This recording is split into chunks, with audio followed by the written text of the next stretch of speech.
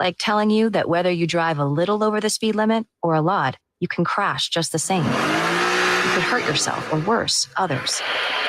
I'm at the scene of the collision. And the damage you cause will be beyond repair. See, we didn't have to use crash or siren sounds after all. Speeding catches up with you. Paid for by NHTSA. You want more Kings coverage? Sactown Sports 1140's giving it to you. You know, you'll be watching and thinking, man, like, I guess Keegan, he's maybe not as good today. And then you look up and he's got, 12 and 8, and it's, the second quarter, and he is just so calm, so efficient. I think it's absolutely what Sacramento needs. I think there's this sense that something special is starting to fall into place. Log on to SactownSports.com for exclusive content. SactownSports.com. Start your summer grilling season with the amazing Napoleon Prestige line of outdoor cookers from California Backyard. The Napoleon Stainless Steel Pro Series gas grill turns any chef into a pro. You'll never want to cook indoors again once you experience Napoleon. The grill's built to last. The perfect gift for dads and grads. You can check out Napoleon Grills today at any of the 4 nearby California Backyard locations. Always the best in backyard living. See their huge selection of Napoleon grills and accessories at Napoleon.com. Sunrise Natural Foods wants to remind you that having an immune system has never been more important than it is today as we battle a global pandemic. Here at Sunrise, many of our customers are asking how they can boost their immune systems to stay healthy. Fortunately, there are many supplements that have shown to be beneficial for improving immunity, and we have the largest selection of supplements in town. Stop by our stores to check out our April savings. Sunrise Natural Foods, made with life's best ingredients.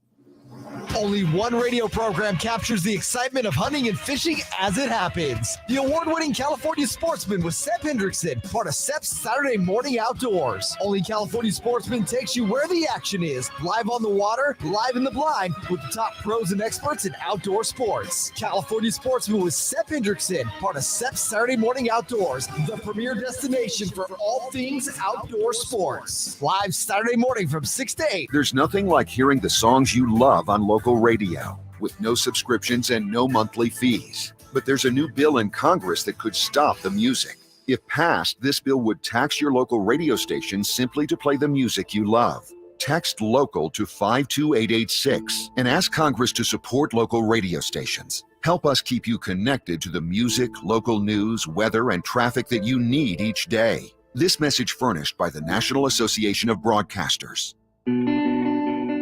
Before I was adopted, I felt alone.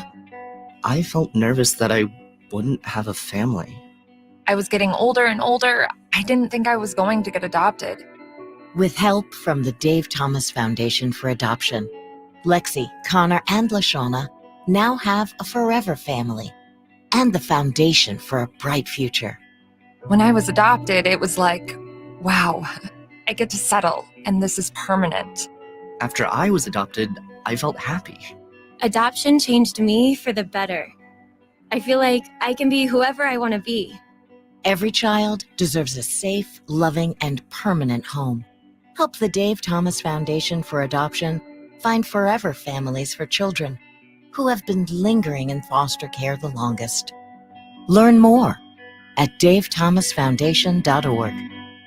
Sacramento Weather is brought to you by Jiffy Lube. I'm Tamara Berg in the KCRA 3 Weather Center. It is Wednesday, waking up to a cooler start for the morning, thanks in part to the Delta breeze, but by the afternoon, hot and hazy again. Plan for highs in the range of 100 to 103. Get the latest forecast on the KCRA 3 News and the KCRA 3 app. Jiffy Lube has all kinds of oil change specials and auto maintenance deals going on. Visit JiffyLubeCA.com for $20 off your next oil change and receive a bonus $25 gift card with online submission afterwards. See store for details. Visit Jiffy Lube today for all your oil change and summer driving needs.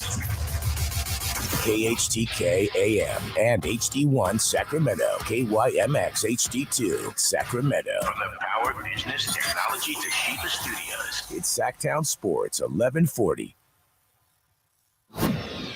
It's the Carmichael Dave Show. He's on the microphone when he's not on the microphone. He's playing a song, and when he's not playing a song, he's on the microphone, and then boom. With Jason Ross. Jay, hey, my headset's Text or call the show at 916-339-1140. It's the Carmichael Dave Show with Jason Ross on Sactown Sports 1140.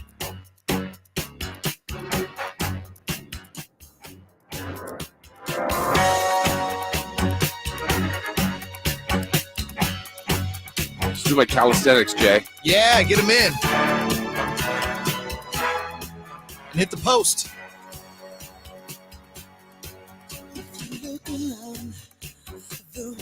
Good morning. Happy July 20th. This is a Wednesday. It is a Wednesday, isn't it? It is, unfortunately. Can we confirm? I confirmed it earlier this morning when I woke up. Multiple sources? Multiple sources, indeed. You know I don't confirm on one source. That's right. That's the first rule. I don't know if it's the first rule. It is a rule. It is a big rule of journalism. Don't you always want to know sources? I know we're not supposed to. Isn't that the point? But when people are like sources close to the team or a source, I'm like, who's your could be source? The popcorn guy. Who is that? He's Who's close. telling you that? They didn't lie, right? They just completely, muddied the context. But that's right. 2022, why not? Yeah, why not? Why not? I'm rocking the old school Sacramento Kings today. Love it. Love it indeed. Yeah, if you're checking us out on the YouTube, JayMarZZ just refuses to be on camera. He doesn't want to be seen. What are you rocking today, Jay? I have also a King shirt. Do you? I do. Is it a player or just a t-shirt? It's a Cincinnati Royal shirt. Oh, wow. Wow. Can you feel it? I can feel it. Good. I can feel it. Carmichael Dave will be back with us next week. Jason Ross, JayMarZZ here on this Wednesday. Again, happy Wednesday to you. Stay cool. I know we had fire situation last night that was somewhere in like Fairfield, but that smoke started coming into the Sacramento area last night. I hate fire season. Fire season's stupid. The fact that we even have a season of fire is awful.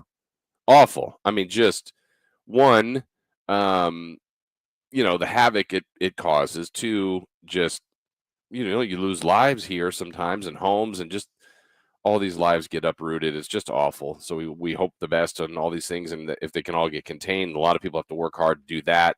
We do appreciate all that, but just, man, this was not always a thing, but now, Jay, it's seemingly a yearly thing, and that's just unfortunate. It is, and then, of course, you get everybody on both sides of the political spectrum pointing fingers at each other, and that's always a fun thing. It's just, it's an overall...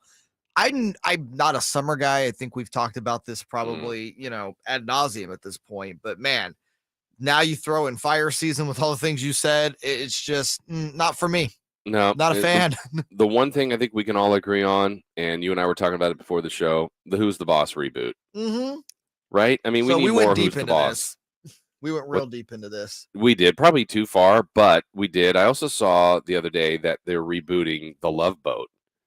And I loved The Love Boat as a kid, and certainly in syndication when I'd watch that. I forgot there was one that was rebooted, I don't know, maybe 10 years ago that did nothing.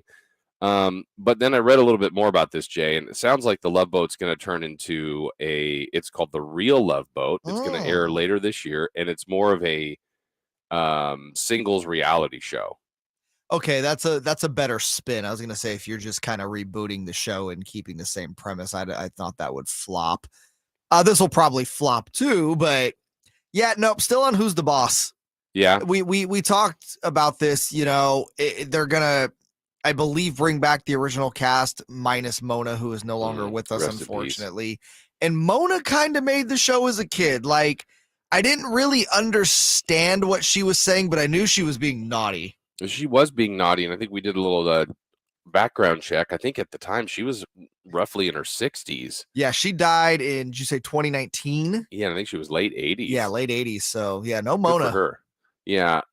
So then the premise is, is Tony Danza the grandpa, because he's in his 70s now. Judith Light, is Alyssa Milano the family here, the mom, it's around her. Who knows how they're going to do this, but for me, for a young Jay Ross, Alyssa Milano and Who's the Boss was must-watch TV. Yeah, I think you, especially your generation, you're a little older than I am. Yeah, everybody in that generation tells me Alyssa Milano was it. Still love Alyssa Milano, and I'm sure she'll be. If you reboot this show and you don't have Mona and Alyssa Milano, it's a tough watch. What's the point of doing it? Yeah, It's weird. I would say Hollywood gets a little lazy with these reboots, but then sometimes it hits. Like, I mean, I don't know for those of you, have you seen Maverick yet? No, I have not, but everyone tells me it's really good. It was good. I really enjoyed it. I think it was to the point when I was seeing it, everybody had already said it's really good. I'm like, okay, it's probably, I'm going to have too high expectations, but I enjoyed it. I really did. And I didn't know that I needed that movie or wanted that movie, but watching it, I go, okay, brought back some good memories, but also feel like it advanced it forward a little bit. It was entertaining, which is what you want certainly out of a movie.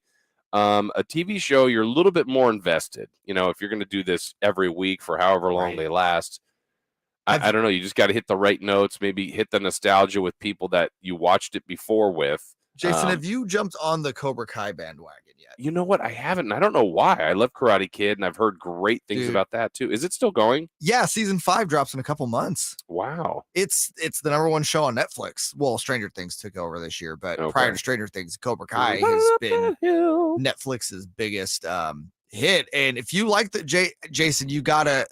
I know you got a little time on your hands over the next couple days. I do. Still in quarantine. I don't go out on a limb usually to recommend TV shows or movies to people because, it's so much to what is your taste in something. I will tell you this. If you are truly a fan of the movie franchise, you will binge this show so quickly because they're only 30-minute episodes. Well, what I should say is I have not seen all of the Karate Kid. Okay. Now, I saw the first one, obviously, and I don't know. It's one of those things like if I had never seen it and I watched it now, maybe it's not great, but it's the combination of loving it as a kid, the nostalgia every time it's on, Elizabeth Shue, just the whole thing. I was a big fan of that movie when it came out. Okay, you have to see. So you've never seen the second or the third one? No, and someone is it Christopher Ladd that thinks the third one is either great or he makes fun of it because it's bad, but he likes it. I can't remember which part of that. I want you to think about who you just said and. Yeah, I know. I know. But the rest of them, because there's also, but you're not counting, not Jaden. What's his name? Smith? Yeah, Jaden Smith. Okay. No, that's in a different canon. Okay. So Cobra Kai sticks to the original Karate Kid canon. Everything is it has canon. Daniel LaRusso and I forget Johnny, whatever his name is. Yes, Johnny Lawrence. They're the two obvious stars of the show. But you could watch the first season probably without seeing the second or third movies, but you're going to need to have seen the second and third movies to watch everything. Okay. The third movie kind of sucks, but it's one of those, it is entertaining how bad it is. Mm-hmm. But the second movie is actually really good. It's a really good sequel. The first one's must see. Oh God. The first one is a classic. The second one is really good too, though. Is Mr. Miyagi in all of them? In all three. Yes. Okay. Yeah, Daniel and Mr. Miyagi are in all three of the first. They're in the first three movies. Yes. As Paul says, Sacramento's own Pat Morita. Is he from Sacramento, or did he reside here at times? One of the two, but yeah, Okay. no, he's obviously spent time in Sacramento though. Yeah. There was when we had G-Man on the other day. Oh yeah, he has a good Pat Morita story. Dude, I found a picture of the two of them at a Kings game. Uh-huh. I was on Getty Images looking up old Gary Gerald pictures for socials, and yeah, found one of him in a Pat Morita. Did he share the story? No. This was for I was looking for pictures for when you interviewed him to post on socials. Oh, gotcha. Okay. So I've never heard his Pat Morita story. Gotcha. I just found the picture of the two of them. Yeah, I think that's a good one. And that one, they advance the story, right? Cobra Kai, it's a little bit of a different name. It's zeroing in on those two and their relationship, right? Isn't that kind of the premise behind? It's fantastic. Okay. Okay. And is it funny? Is it all of the above? Yes, it's funny. It has your 80s cheese intentionally. It's cheesy, but it's done intentionally. So you can appreciate it. And the fact that it's still going, I'm surprised that it had that many. I know when we say seasons now, we're not thinking of like a TV season that has 22 episodes, but still, what is it per season? A handful, 10 maybe? 5 10. to 10? 10, okay. Yeah, and again, they're short episodes, but you need to watch the second and third movies first. Yeah. But I'm telling you, you'll thank me if you invest your time into it over the week. What other shows do you think would warrant a good reboot? So they have to be shows that have been off the air for quite some time, right? Like we couldn't just reboot Modern Family 2 years later. Right. Yeah, no. Boy, they tried with Growing Pains a couple times to Did they? They had a couple movies. made for TV movies that weren't very good. Number one, and now you can't read. You couldn't do it now because Alan Thicke passed away. Yeah. God, Some of that too is you're attached to those characters. So when you take someone else out, and it's just like, yeah, I mean, it's just not quite the same and not quite the nostalgia that you're going back with. No, you can't. If you have major cast members that are no longer with us, just leave it alone. Like, for instance, I don't think you could do a Fresh Prince of Bel-Air reboot. Now, I know Peacock has the new Fresh Prince out. And it's completely different. Isn't it dark? Yeah, it's a darker take on, Will, which like serious, Yeah, and I appreciate that. But if you were to try to reboot the original, I don't think it would work because Uncle Phil is no longer with us. Right. And you just try to think of like shows like that, maybe if the kid was featured, now they're adults. I can feel like that's a way to redo some of these shows. But that's what they did with Fuller House. Is they basically they centered it around the kids, and then the adults made cameos every season, but it was centered around them. And it was that Fuller House was decent. How did they have more than one season? They had 5 seasons. A Fuller House? Yeah. Wow. Again, Okay. it was okay. Yeah. Nothing I'll go back and rewatch. It was fine. Wow. Again, I think they made all their money on the nostalgia of it more than anything. So when's the reboot of Who's the Boss? When's it dropping? I didn't see a date on that. I'm gonna have to check it. Okay. Well, check out Love Boat, the real Love Boat. Don't do that. It's more of a could you imagine going on one of those shows though, where it's like a dating show basically? That would be. I feel like in order to go on a dating show, you have to kind of have some emotional issues. Yeah. So I feel like whoever you're meeting on there, it's just not going to end well. And I know this is going to be surprising, but it feels like half those people, if not more than half, are on there to be seen and maybe to get some sort of TV pilot or some casting and something else. Well, if that's the case, then you're barking up the wrong tree because reality shows in that sense, as far as making their cast members relevant outside of the show, kind of jumped the shark about 15 years ago. Yeah, so exactly. Well, we got a jam-packed show, believe it or not, on what is deemed to be sports' slowest day. We found nuggets. We got a little What If Wednesday for you later. We got to cover what happened in the All-Star game last night and so much more. Let's get it going with Leading Off next. Live and local. It's the Carmichael Dave Show with Jason Ross. Sacramento Weather is brought to you by Quick Quack Car Wash. I'm Tamara Berg in the KCRA 3 Weather Center. It is Wednesday, waking up to a cooler start for the morning, thanks in part to the Delta breeze, but by the afternoon, hot and hazy again. Plan for highs in the range of 100 to 103. Get the latest forecast on the KCRA 3 News and the KCRA 3 app. No one would expect this mom to be the one with a clean car, but I like to defy expectations. So I go to Quick Quack and get my car shiny clean in just a few minutes. Feels pretty good. Head to Quick Quack Car Wash for a shine that lets you defy expectations. Hey, it's Carmichael Dave talking to you as always about my good friends at Hoblet Dodge. And right now you can save up to $10,250. That's off of MSRP on brand new 2022 Ram 1500 Bighorn crew cabs. There's over 600 Rams available, including those hard to find heavy duties. Save up to $6,250 off MSRP on those new 2022 Ram 1500 Laramie crew cab. Savings all over the place. Let me give you some stats on the Hoblet, the #1 Ram truck dealer in California, #3 in the whole United States. They don't have your truck in stock. Use their inbound sold list to secure your perfect truck. You know, if it's not in stock, you can reserve one along the way. And guess what? No dealer markup on most popular Ram and Jeep models. You got other dealers adding dealer markup. Hoblet's still offering discounts. As always, search, select, and save at hobletdodge.com. No hassle, no pressure, ever dealership. And you tell them Carmichael Dave sent you. Let's do it. It's time for Leading Off. Brought to you by Lasher's Elk Grove Dodge, where for over 60 years, their name means a great deal in Elk Grove Auto Mall and online at elkgrovedodge.com. Here's cut number 1. Classe is ready. His 1-2 pitch to Jay Cronenworth. Got him! Classe strikes out the side in the 9th inning. And the American League wins the All-Star game for the 9th consecutive season. Go America! America's League clap, won. The slow clap from the studio, courtesy of JayMarZZ, big America fan and American League fan. 9 consecutive All-Star game wins. They were down 2-0. Back-to-back homers, the difference. They win 3-2. Nearly immaculate inning to end the game, by the way. Nearly. Nearly. Would that have gotten the MVP award over Stanton? The immaculate inning. I that's always such a weird. I mean, I thought it was going to be Stanton. You could argue Buxton because he hit the go ahead. Like who was it? One player had 2 hits from the Indians. You're just thinking like, okay, how do you decide, right? I mean, that's always tough. Usually it's the offense, and so Stanton hits the 2-run bomb, and that was a bomb, by the way. I was entertained. What I did find, and we'll get into this a little bit later when we do a full breakdown, Jay, of the actual game, but it definitely felt like, baseball's already got this contradiction right now where it's an older fan sport.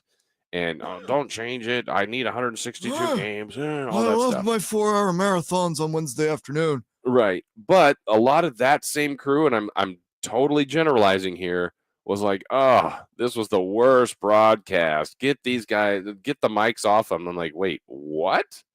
I thought that was great. The broadcast was fine. I thought the mic'd up stuff, who was it early on with Alex Manoah, when he's like, all right, throw him a back foot slider. And just with the way he was talking, like, whoo, down the middle, by you. I mean, he's just talking out there. I mean, that's stuff we normally don't get, and it's for the All-Star game. That's a perfect time to do this kind of stuff. But that's exactly it. It's the All-Star game. The winner doesn't matter. Right. Have fun with it. Entertain Try us. new stuff. Exactly.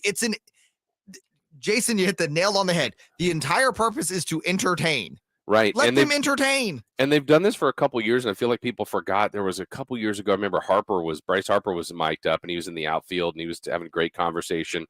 And then there was one of those fly balls that he had to get after, and you could just hear him, like he's running and running. He's like, I gotta go. And he's talking to himself, realizing how quickly he's got to get to this baseball. And you're like, okay, we never have that kind of access. It's different. It's cool. And to your point, Jay, it didn't matter if the American League won 100-0 or the National League won 1-0. It's a showcase for the league. Exactly. The only real downside was that the losing pitcher was a Dodger. Tony Gonsolin's been so good. He's pitching at home, and he gets the L. Yeah, I'd agree. One other thing, and we were talking about uniforms yesterday, and here I am saying I'm not a uniform guy, but I would say this: when the goal of the sport and the way it's been designed since I can remember is to have somebody from every team on the All-Star team. Yes. I really think you should wear your team's uniforms. Really? Because I think that I know why, right? Obviously, because someone's going to buy those American League, Stanton and National League Kershaw. They looked good. I had no problems with the way the uniforms looked. But don't you want to see St. Louis Cardinals? Don't you want to see I'm picking the weird Tampa Bay Rays. I mean, if that's your team, your player, I feel like you want your city and your uniform to stand out. That's me personally. I could be wrong on that, but I feel like they miss a little bit on that. I know why they do it, but what do you think? You're not there on that one? My favorite thing is, and you see it sometimes, where they do a spin on the home team's uniform. Okay. And especially, I feel the like hosting team. Hosting team. You used to see this. The NBA used to do this really, like back in the day. I'm talking the 70s. Is like, so for instance, if the game was at the Forum, the All-Star uniforms, the homes would be gold and the roads would be purple. They would be a spin on the home, the hosting city's uniform. I think that's really a cool idea, especially for baseball, because you already have the hat of your team on. Plus, you could put the team's, patch on the side or whatsoever. But I really like the idea of having a unique uniform to the home city that is hosting the game. I don't know. I just like the uniqueness of that. I'm not a fan of wearing your uniform during the All-Star game. Not at all. You just don't think we're missing. So, I mean, again, the A's have zero representation, but Blackburn. But to see him out there on the mound in an A's uniform, I think is great. Jock Peterson in a Giants uniform. Pick your team, whatever it might be.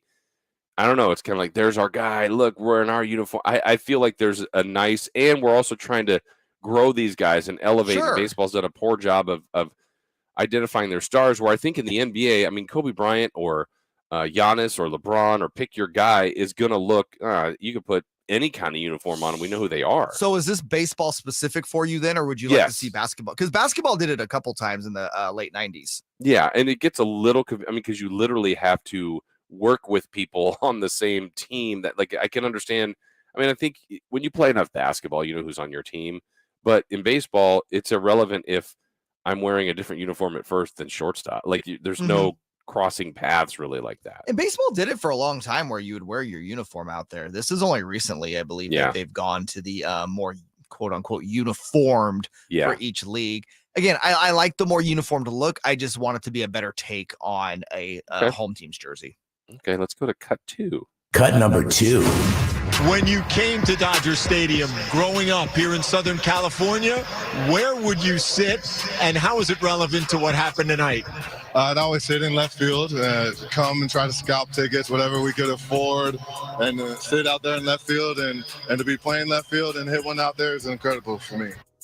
That's pretty cool. Giancarlo Stanton yesterday hitting a home run, a deep home run into the left field seats, putting the American League on the board. But yeah, coming home, I like stories like that, Jay. And a lot of times we don't hear a lot of that. Now we did yesterday, but Stanton growing up in LA, going to Dodger games, as he said, scalping tickets, trying to get in the left field seats, and then just parking one there yesterday. That's cool. Yeah, and I believe Stanton now one of 5 players to win an MVP, an All-Star MVP, and the Home Run Derby. Yes. That's pretty elite company. I know Griffey's in there. I believe Bonds. Is Bonds in there? Yep, it's Bonds. It's Cal Ripken, and I think it's Tejada, maybe Dave Parker. Something Dave like that. Parker, you're right. Dave Parker's in there as well. Yeah. But Stanton takes home the game MVP. I don't know. I mean, as far as I feel like an All-Star game MVP is very random. One, you're an All-Star, so that verifies your season. But, in a game where pitching dominated, what was there, 22 strikeouts yesterday, it's basically, did you get the different hit, the key hit? And to get the American League going, a 2-run home run, I guess they felt was better than the solo shot that Buxton hit after. So I have no issue with Stanton getting it. Maybe there are a few other candidates, but Stanton takes home the MVP. The All-Star game MVP to me is just kind of what it is. Like you said, you pitch 2 shutout innings that helped your team win, or you hit a home run that helped your team win, or maybe you hit like a game-winning double. That's it. There's not a whole lot of different things you can do in an All-Star game to get the MVP award. So Stanton winning it in the place where, he used to go to games as a kid. It's a great story, and shout out to Giancarlo for that. Absolutely. All right, let's get to one more cut here on Leading Off. Cut number 3. Prosecutors in Los Angeles formally filed charges against Hornets forward Miles Bridges on Tuesday. Bridges is facing a felony domestic violence charge and 2 felony child abuse charges stemming from an incident in late June. Prosecutors allege that Bridges assaulted his girlfriend in front of their 2 children here in Los Angeles. Bridges is out on bail and set to be arraigned on Wednesday. He's a restricted free agent who received a qualifying offer from the Hornets before his arrest. He was Charlotte's leading scorer last season. Well, certainly not a feel-good story by any stretch of the imagination here to close off Leading Off. But Charlotte Hornets forward, as you heard, Miles Bridges, charged with felony domestic violence and child abuse. Another one of those things where you wait to hear a little bit more about the details of the story, but certainly those are details we don't want to hear but need to be known about. And these are serious allegations and serious issues here. And, like I said, Jay, not a story you like to report on, but unfortunately happens in our world and certainly in our sports world. Yeah, and then when you tie it back into sports, obviously Miles Bridges is a restricted free agent, led the Hornets in scoring last year, was expecting a big deal, but that's all going to be put on hold, as it should be, because these legal matters take precedent over that, obviously. But, like you said, you wait to hear the details, but the few details we have, Jason, aren't very good. Yeah, not pretty there. When we find out more, we'll let you know. All right. Hey, with sponsors on jerseys coming to Major League Baseball next year, the Yankees got a huge offer yesterday, but it's one they'll likely have to refuse. We'll explain that when we come back. You wanted more Kings coverage? You've got it. More Niners, more Raiders, more NFL coverage than anywhere else in Sacramento. The best and most expansive coverage of your local sports. Sactown Sports 1140. Hey there, Jason Ross here for Quick Quack Car Wash. Now, keeping your life clean also means keeping your car clean. Now, a car, it's an extension of your life. And look, we spend so much time in our cars, things about between your work, your kids, family obligations. All of our lives are full of chaos. Well, for Quick Quack, it's like a life hack for me. That's how I defy expectations. With all the things I have going on, I still make it a part of my routine because I want to have a clean car. I want to have that second look when people drive by. And it's, for me, Quick Quack Car Wash is also about the experience, the vibe there. It's just a good time. I like to take my son and we go through with the music and the lights, and it's just a very good time out. Plus, when you go to a Quick Quack, you might see Quackles, and keep sending me those pictures on Twitter of Quackles. I love it. We will see you soon at a Quick Quack Car Wash. There are locations everywhere in all of Northern California, and we'll see you soon at a Quick Quack Car Wash near you. Hey, kids, it's Carmichael Dave talking to you about Capital Casino. Summertime heat is here, and Cap Casino, Sacramento's #1 poker room, wants to invite all of you to soak up some air conditioning, hang out, have some food, have a beverage. Always the most variety of table games in the region. Always the best food, the best service, and the best action. 411 North 16th Street in downtown Sacramento. For more information, log on to capital-casino.com and please gamble responsibly. 1-800-GAMBLER. I'm sure you've heard the phrase, let Safe Credit Union put you first. Well, that phrase is honest, genuine, and sincere. Hi, this is Frank LaRosa for Safe Credit Union. At Safe, you're not a number. You are part of a member-owned, community-focused family. Explore the benefits of saving, borrowing, and investing with a partner who puts you first. Safe Credit Union is insured by NCUA. Finding great candidates to hire can be like, well, trying to find a needle in a haystack, but not with ZipRecruiter. Its powerful technology actively finds and invites qualified candidates to apply to your job. So while other companies might deliver a lot of hay, ZipRecruiter finds you the needle in the haystack. See why 4 out of 5 employers who post a job on ZipRecruiter get a quality candidate within the first day. Try ZipRecruiter for free at ZipRecruiter.com/free. That's ZipRecruiter.com/free. Individual rates, coverage, offerings, and savings may vary, subject to terms and conditions, not available in all areas. If you're a small business owner, listen up.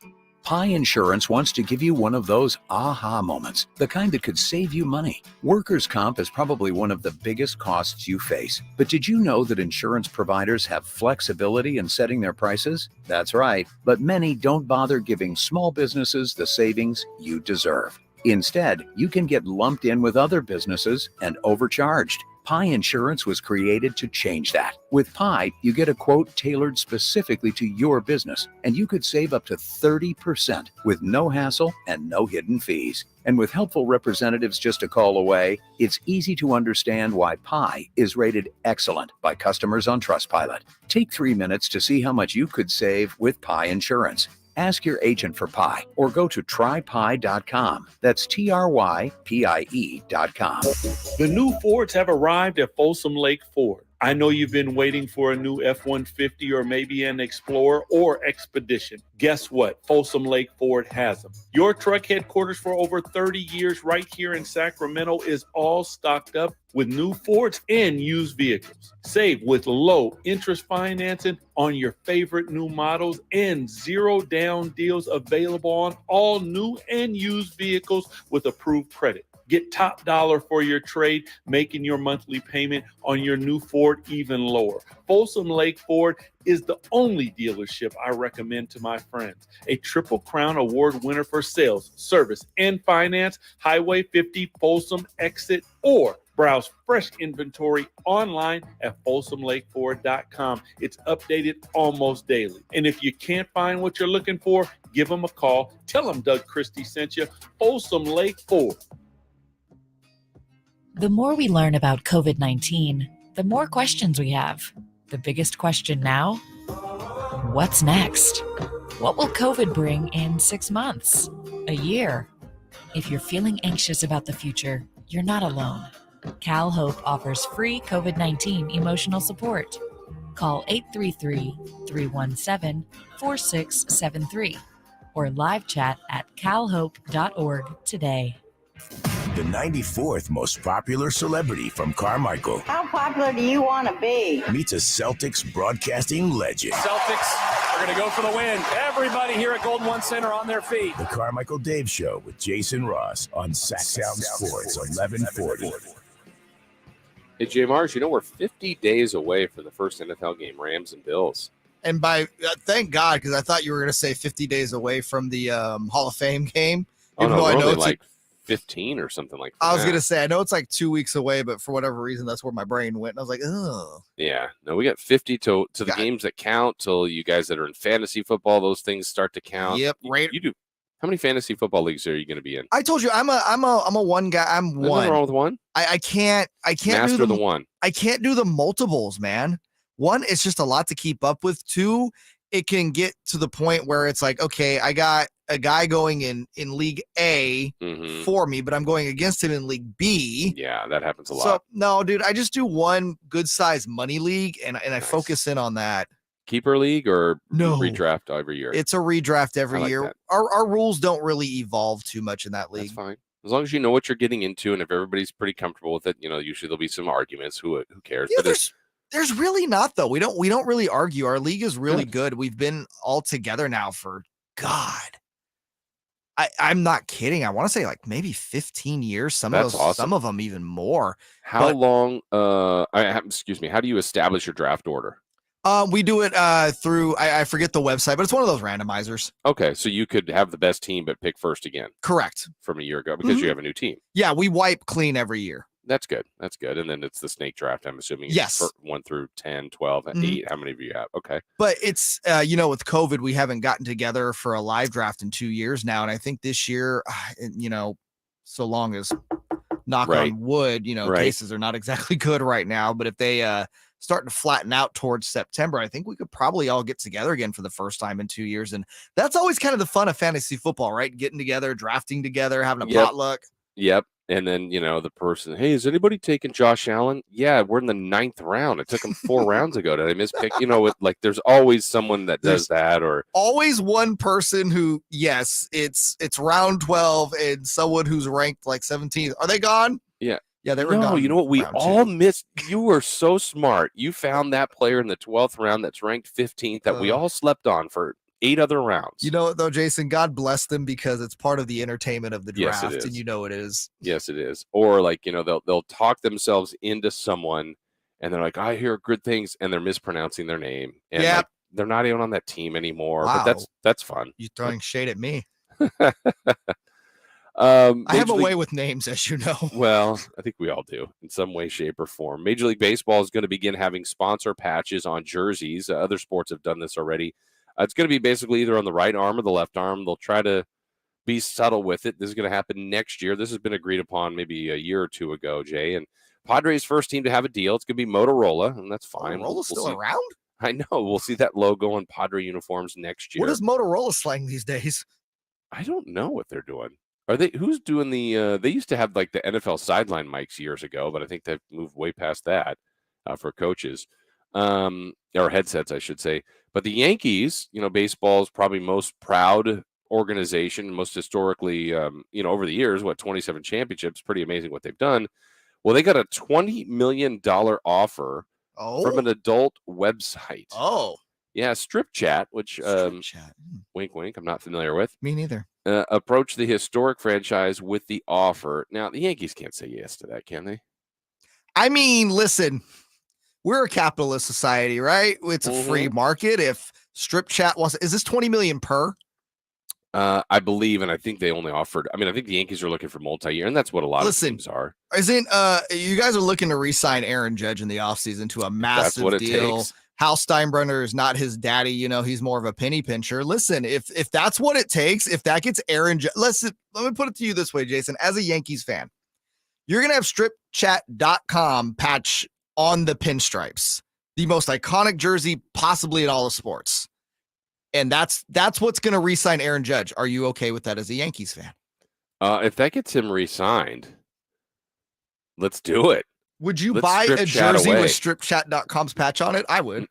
I don't know. I'm honestly not a big fan of the sponsors on there, but I think over time we're definitely going to get used to it, and we have in the NBA, and it's actually really small and subtle. And even though what they presented, it literally just looks like a small kind of not even square, but like a lengthy patch that just says the name. Like there's no it's not graphics. Offensive in any way. No, it's just you'd probably half the people look at it and go, what is that? Snapchat? It's probably some new form of internet communication. It's internet communication, all right, friend. Yeah, but not so new. But isn't there so for instance, it's not just going to be on the jersey. Like, I'm guessing if you're spending $20 million on a sponsorship, it would be more than just the jersey patch. Like, are we having stripchat.com night at Yankee Stadium? Well, see, I don't know if they're going to want to expand their brand, but I'm sure Snapchat. Why wouldn't they? Strip Chat would. That's what I'm saying. But Are you going to have like, hey, stripchat.com with Giancarlo Stanton making a guest appearance on something? I don't know. I've never been on the site. And I wonder if this one, which has obviously been made public, and I think it's been made public by choice, because it's obviously I'd never heard of this, and they're getting their attention now. But what else have the Yankees been offered? Who else is pursuing New York Yankees and wants to? I mean, I got to believe there's huge business entities that are going after this. And that's what I mean. If stripchat.com is willing to put up $20 million, there's other corporations out there that are going to put up probably double that. Again, it's the most iconic franchise in baseball in the biggest market in the United States. I am shocked it took baseball this long, honestly, to do the patches on the jerseys, the sponsored patches, because you've seen it. The WNBA is the one I really remember doing it first. And I think that was a nice moneymaker for them. And obviously the NBA caught on with that. You know, the Kings have had 2 jersey patch sponsors, I believe. They had, wasn't it Blue Diamond first? Yeah. And who's it now? I don't even remember the other one now. See, that's it's hidden enough that you don't think about it, which is a shame. And it will be on these baseball jerseys too. But yeah, no, the Yankees are going to get paid. I'd imagine the Dodgers, stripchat.com actually I think would be better for the Dodgers. That's more of an LA thing. Yeah. Like no one ever talks about New York strip clubs or strip chats. LA though, I mean, come on, it's littered with them. Oh, the other one for the Kings, Dial Pad. Dial Pad. What is Dial Pad? Exactly.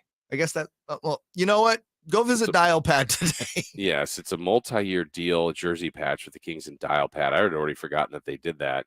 That it's a commitment to bridge the digital divide. Okay. I don't know if baseball I don't know what they have in when they allowed jerseys to be sponsored, if there were any bylaws there that they said, okay, look, we've got to do it under these parameters. If they're holding other businesses that can't be. I'm not sure it's necessarily within the bylaws. I think it's just kind of one of those unspoken things where it's like, hey, we want to make money, go out and pursue a business and get your money. But also, and baseball of like the 3 major sports is probably the least progressive. Right. So I highly doubt someone like stripchat.com would ever make it on there. Not that they would in the NBA or NFL, obviously. But again, I imagine they probably have I'm trying to think of the word to use. They probably have a list of unwritten rules when it comes to sponsorship. 209 is a good point. And Strip Chat is most likely going to get denied, which I agreed, but not before getting all this free pub, which is why I think they made it public. Because I think a lot of times, I bet the Yankees, Dodgers, every team has probably had a lot of people pursuing this. But Strip Chat definitely made it public that they put out that offer. Yeah, it's smart because here's us 2 dorks talking about it at 6:37, and we're not even in New York. Exactly, we're in Sacramento. And stripchat.com is probably going to get 20 new signups today because of us. I want a piece of that profit, by the way. I'm demanding Jason Ross. Yes. Okay. I'm demanding commission. Oh, well done. See what you can get. At least maybe your shirts can be sponsored. My shirts or my shorts? Both. Which ones? Yep. Wow. All of them. Wow. Yes. Unbelievable. This is a family show. That's why Chris Guerrero comes in. Hey, Chris is here today. Chris is here. It's been a while for Chris, but we appreciate him and everybody checking us out on YouTube. We thank you for doing that. Hey, LeBron, Russ, and AD, maybe they can all agree on one thing. They all got on the phone in hopes of having better connection next season. Can the Lakers make it work? We got some other NBA notes to get to when we come back. You want more Kings coverage? Sactown Sports 1140 is giving it to you. I like the Monk deal a lot. The Kevin Huerter one, you got control of a guy who, around the league, people still think he's a pretty good player. Impressions, let's start with the Kings' top pick, Keegan Murray. What do you think of him? And you obviously knew him well at Iowa. Yeah, I thought he was terrific. I called efficient and versatile. He's going to make shots. He's an elite jump shooter. Log on to SactownSports.com for exclusive content. SactownSports.com. This is Monster Jam, the official Monster Truck Series. Witness the world's best drivers competing in your favorite Monster Jam trucks. The fun begins at the pit party, where you can meet the drivers, get autographs, take pictures, and see the trucks up close. Get your pit party pass at monsterjam.com today. Must have valid event ticket to enter pit party. Restrictions may apply. Rules and activities are subject to change. Visit website for event details. Coming to Golden One Center August 5th through 7th. Everyone loves to be outside, and so do mosquitoes. Protect yourself against mosquitoes and West Nile virus by following these simple tips. At least once a week, look around your yard and drain stagnant water from any containers where mosquitoes can breed. Remember to use an effective mosquito repellent, especially at dawn and dusk when mosquitoes are most active. Close all doors and be sure screens are in good working condition. At the Mosquito and Vector Control District, we're here to help. Visit us at fightthebite.net. I'm JayMarZZ with your Orange and Black Report, brought to you by Coastside Medical Clinic. Entering the All-Star break, San Francisco has found themselves back in the wild card hunt, winning 7 of their last 10 matchups and sitting only a half game back of Philadelphia for the final wild card position. With the trade deadline approaching in less than 2 weeks, General Manager Farhan Zaidi will have to decide if he wants to make a big splash to help San Francisco's postseason chances, similar to last year when he traded for former MVP Chris Bryant at the deadline. With your Orange and Black Report, I'm JayMarZZ on Sactown Sports 1140. Hi guys, it's Andrew with Coastside Clinic. Are you struggling with ED and sick of the pills? Well, we have a major medical breakthrough. The WAVE technology at Coastside Safe Clinic Credit Union is local, in your community, and member-owned. Because members are shareholders, Safe's profits, they're reinvested in you. You get lower rates and higher dividends, so you can save more, and you'll reach your financial goals faster. Now, Safe's branch staff, they're knowledgeable and ready to serve, and in-branch appointments are always encouraged at safecu.org. When you need advice about the future, well, let Safe put you first. Join Safe and be a part of the credit union movement today at safecu.org. Safe Credit Union is insured by NCUA. Golf to Go is brought to you by the Hagen Oaks Golf Super Shop. Here's Frank LaRosa. The most popular participatory sport in the United States, according to the National Golf Foundation and Physical Activity Council, is golf by a wide margin. In 2021, 37.5 million people either played on a golf course, practiced on a driving range, or attended a golf venue such as Topgolf. A distant second at 27.1 million was basketball in the form of playing in a league, pickup, or just shooting in the driveway. Rounding out the top 5 were tennis, skiing, and soccer. So keep teeing it up. Congratulations in order to Jeremy J.P. McCarthy and his playing partner Tom Corlett for their first place finish and gold medal win at the recent Special Olympics USA Summer Games. Well done, gentlemen. Congratulations also to Jennifer Koga, Sacramento State women's golf team Big Sky Player of the Year. She also ranks second all-time at Sacramento State with a career scoring average of 73.36. That's some great golf. That's your Golf to Go. I'm Frank LaRosa. I'm JayMarZZ with your Orange and Black Report, brought to you by Coastside Medical Clinic. Entering the All-Star break, San Francisco has found themselves back in the wild card hunt, winning 7 of their last 10 matchups and sitting only a half game back of Philadelphia for the final wild card position. With the trade deadline approaching in less than 2 weeks, General Manager Farhan Zaidi will have to decide if he wants to make a big splash to help San Francisco's postseason chances, similar to last year when he traded for former MVP Chris Bryant at the deadline. With your Orange and Black Report, I'm JayMarZZ on Sactown Sports 1140. Hi guys, it's Andrew with Coastside Clinic. Are you struggling with ED and sick of the pills? Well, we have a major medical breakthrough. The WAVE technology at Coastside Clinic was tested by Cambridge University and the Cleveland Clinic, and the results are in. It's proven to increase blood flow by repairing blood vessels. No pills and no side effects. Call Coastside Clinic now to qualify. 916-603-2000. That's 916-603-2000. It's the Carmichael Dave Show with Jason Ross. The only local sports show in the morning. On Sactown Sports 1140. Wow, I'm getting shaded in the YouTube chat from Mike Armbaum of all people. Oh, let me go check here. What's going on? It's on the screen. I'm a fan of the green and gold report with Ken Korak, but not a fan of the orange and black report. Can you throw a change up and provide a red, white, and Dodger blue report? JayMarZZ, feel free to take it away, the red, white, and Dodger blue report. Yeah, I think that would upset the client. Okay. So we're not going to do that. Oh, okay. Well. And number 2, I'm going to do whatever the client asks for obvious reasons. Yeah. I mean, depends on who the client is, what they're paying for, but you get what you pay for. They pay for it. They want it out there. They're paying me, so I'm doing what the hell they want. Yeah. Sorry, Mike, I'm a whore. I'll do a Giants report all day, buddy. It's not brought to you by Strip Chat. No. Coastside Medical Clinic, acoustic wave therapy if you have trouble getting it up. Well done. Thank well you. done. The Warriors yesterday, I think that, again, I think when you're the champs and you've got kind of everything in place, you want to restore that, keep things in order, and not lose much from your team. They lost Gary Payton the second, which that'll have its impact on the team.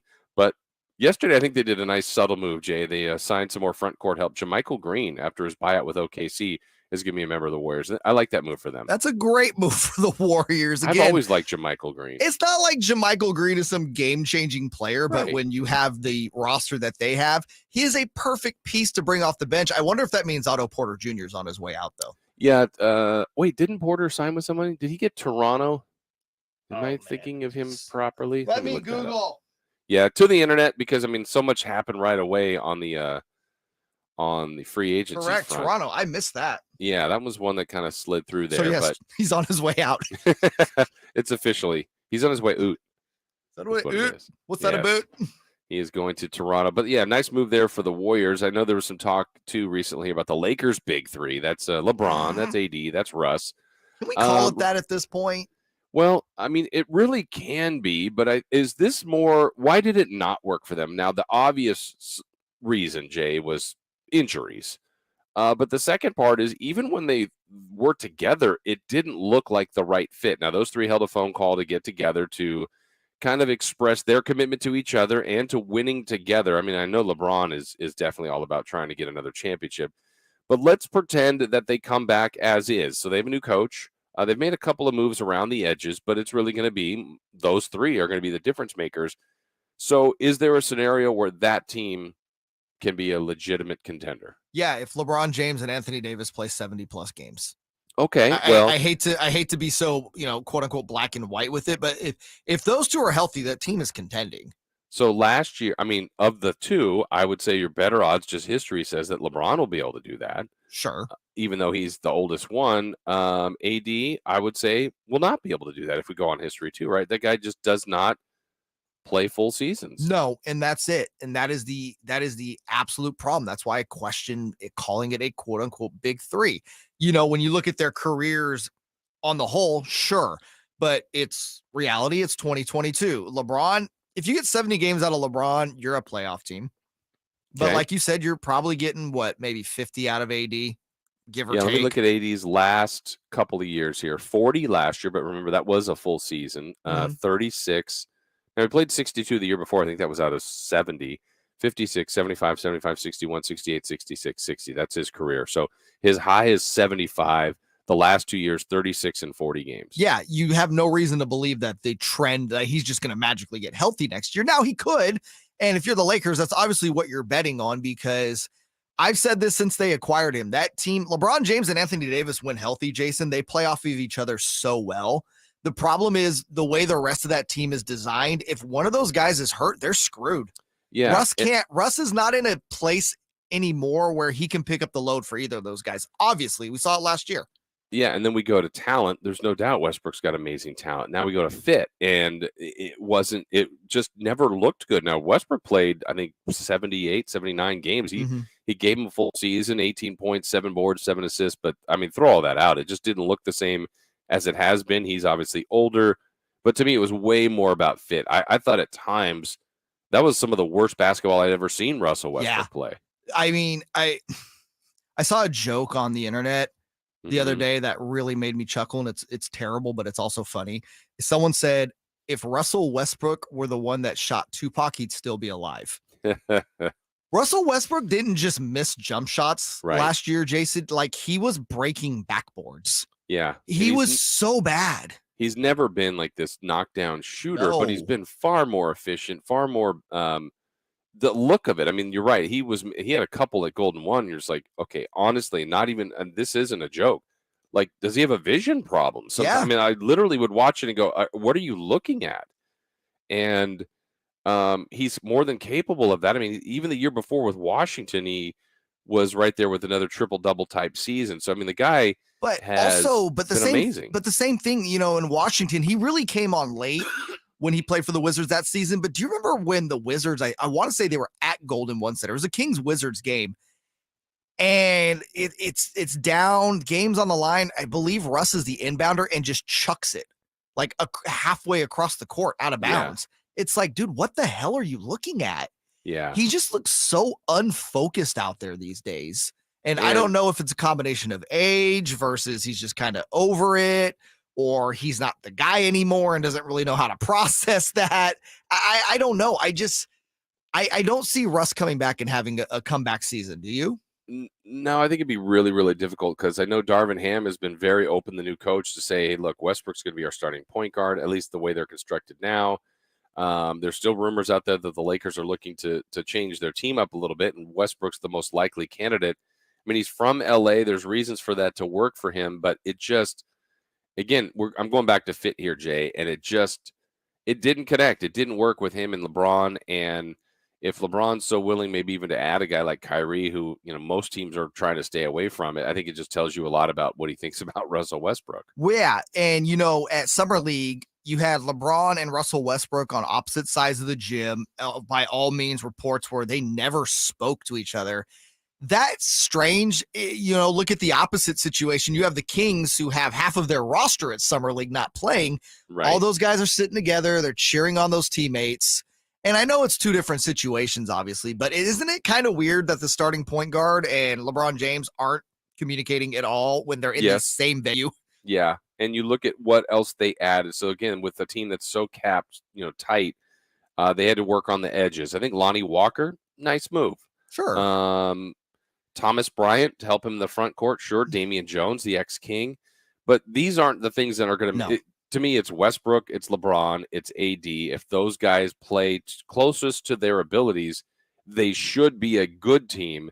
Last year, obviously never materialized, and I think a lot of the league and Kings fans enjoyed watching them flounder. For sure, and I hope they flounder again because that team was built so many times in the NBA. When you see a team built, it's because a team was garbage, and then they drafted well, or then, they made a couple trades that were really good.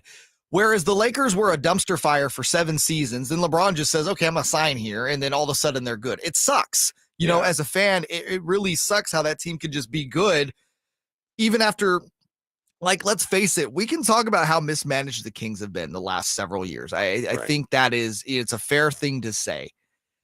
I would say the Lakers were mismanaged even more, but because they're LA, because they're the Lakers, it doesn't matter. And that sucks. It's not good for the league, I don't think. And I want to go back to what you said about the guys they signed, the Lonnie Walkers of the world, the Thomas Bryants of the world. That's the same thing, Jason, we said last season. Remember last off season when it's like, oh, they signed Malik Monk. That's a good move. Mm-hmm. Oh, they signed Kendrick Nunn. That's a good move. Oh, they're bringing back Dwight Howard. That's a good move. Yeah. It didn't even matter. It didn't materialize at all. I'm even looking back at their season when they had guys, when they didn't have their guys. I mean, they peaked at, let's see, about 3 games above 500 at 16-13. In early January, they're 21-19. The latest they were 500 was 24-24. So late January, and they finished with 33 wins. And at the end, Jay, remember, they would only win when LeBron would score 40 plus. LeBron had to be superhuman, and he had some great, that stretch where he scored 50, 56. They won those games. Everything else they would lose, and then they shut people down. But he honestly had a great season. Yeah, it was LeBron or bust last year for the Lakers, though. And LeBron will be 38 this year. I don't think you can rely on that strategy. It didn't work last year. It's not going to work this year. Right. It's going to be really interesting if that team misses the playoffs 2 years in a row. When with LeBron James, that will be his 5th season there. They would have missed the playoffs 3 out of the 5 seasons they had LeBron James. That is just, to me, that's a failure on management. Yeah, especially when, it's always going to be a Laker town, but I have really high hopes for the Clippers. And if they stay healthy, they're going to be a problem. They're going to be very much a problem for the league. All right, what national writer predicts the Kings in the postseason and even more honors for Keegan Murray? We've got that story when we come back to start the 7 o'clock hour here on Sactown Sports 1140. Sactown Sports 1140 is broadcasting live on YouTube. To me, it's a must-watch. Check out the Carmichael Dave Show with Jason Ross and the Cattles and Rami Show. Plus, get exclusive content. Search Sactown Sports 1140 on YouTube. This is Joe Cordell. In other ads, I've talked about the weighty matters that are on the table in divorce: assets, debts, spousal support, and of course, children. But here I want to talk to you about a troublesome issue that arises early and often in the divorce process, but which attorneys, including myself, say too little about, and that's the cost of a divorce. Yet as important as this factor is, it shouldn't overwhelm the more deserving issues that are raised by divorce. But here are just a few things that Cordell & Cordell is doing to help. We have now reduced our initial deposit or retainer. Also, there's no longer a charge for initial consultations for those who retain. And finally, we now provide on the front end a maximum fee pledge for certain modification and support. Hey, it's Carmichael Dave talking about my friends at American Energy. $49 tune-up offer. I did it 2 weeks ago. You should do it too. It's only $49 for an air conditioning tune-up, and you get a free indoor air quality test. Oh, it's so simple. Call today to schedule your appointment with my local friends at American Energy at 916-520-9990. Catch the 916 there, 520-9990. A-plus rating with the Better Business Bureau. Been around since 81. Go to AmericanEnergyAir.com. If you want to hit the golf ball farther and straighter, the Hagen Oaks Player Performance Studio offers you the opportunity to experience the same technology and major brands used to fit PGA and LPGA Tour professionals. The Hagen Oaks Player Performance Studio is an indoor facility that opens onto the driving range so you can see your all-important ball flight. With the advantages of cutting-edge technology and analyzing your ball flight, the Hagen Oaks professional staff will make you a better player. Hagen Oaks Player Performance Studio, Fulton Avenue at Cap City Freeway, or call 916-808-2531. That's 808-2531 for longer, straighter drives. In the wee hours of the night, when everyone else is fast asleep, you're the one on third shift, burning the midnight oil. When a part fails and everything comes to a grinding halt, regardless of what the clock on the wall says, you leap into action. Grainger is with you and all the ones who get it done. With 24/7 customer support by phone or click to chat. Call, click Grainger.com, or just stop by. Grainger, for the ones who get it done. Did you know about 1/3 of our lives is spent sleeping? Hi, this is Frank LaRosa with a word about Naturewood Home Furnishings. If we're going to spend that much time in our bedrooms, then our bedrooms ought to reflect our personalities. I remember many weekend mornings when our kids would jump into our beds trying to coax us to start our days more on their schedules than ours. Naturewood Home Furnishings' huge bedroom sale is here, and there's no better time to find the perfect accent piece for your bedroom, or even better, to start fresh by designing your bedroom to fit your lifestyle. From a new mattress and foundation to dressers to nightstands to lamps and more. Naturewood Home Furnishings will help you create a space from simple to luxurious and anything in between. Just drop by and let Naturewood's team help you envision a bedroom fit for 1/3 of your life. Visit Naturewood Home Furnishings right now for this remarkable bedroom sale. Off Highway 50 at Hazel, look for the water wheel. When you bundle your renters and auto insurance with Progressive, you could save money, but it doesn't cover any terrible memories living rent-free in your head. Remember when one of your best players got injured, but not like on a play or anything? He got injured celebrating a play, and it's not like it was a game-winning play or in the playoffs, and he was out the rest of the season because he was injured while celebrating? Yeah. Sorry, we can't save you from that memory, but we could save you money bundling your renters and auto insurance with Progressive. Coverage from Progressive Casualty Insurance Company, affiliates, and third-party insurers. Renters insurance and bundle discount not available in all states or situations. MVP's bonus days are here for pros. For 12 days, pros save big, and MVPs get even more. Because MVP's Pro Rewards members can earn bonus points to redeem for rewards. Earn points on every dollar spent up to $1,000 and get up to 3 times more points when you shop select brands and products. Find MVP's bonus day savings from July 11th to the 22nd in-store and online. Exclusively at Lowe's. Exclusively for pros. MVP's Pro Rewards program subject to program terms and conditions. Details at Lowe's.com/L/Pro Loyalty terms. Subject to change. The flagship. Ball game. Sacramento wins. KHTK AM and HD1 Sacramento. KYMX HD2 Sacramento. From the Power Business Technology Toshiba Studios. Sactown Sports 1140. The flagship station of your Sacramento Kings. It's the Carmichael Dave Show. He's on the microphone. When he's not on the microphone, he's playing a song. And when he's not playing a song, he's on the microphone. And then boom. With Jason Ross. Jay, hey, my headset's Text or call the show at 916-339-1140. It's the Carmichael Dave Show with Jason Ross on Sactown Sports 1140.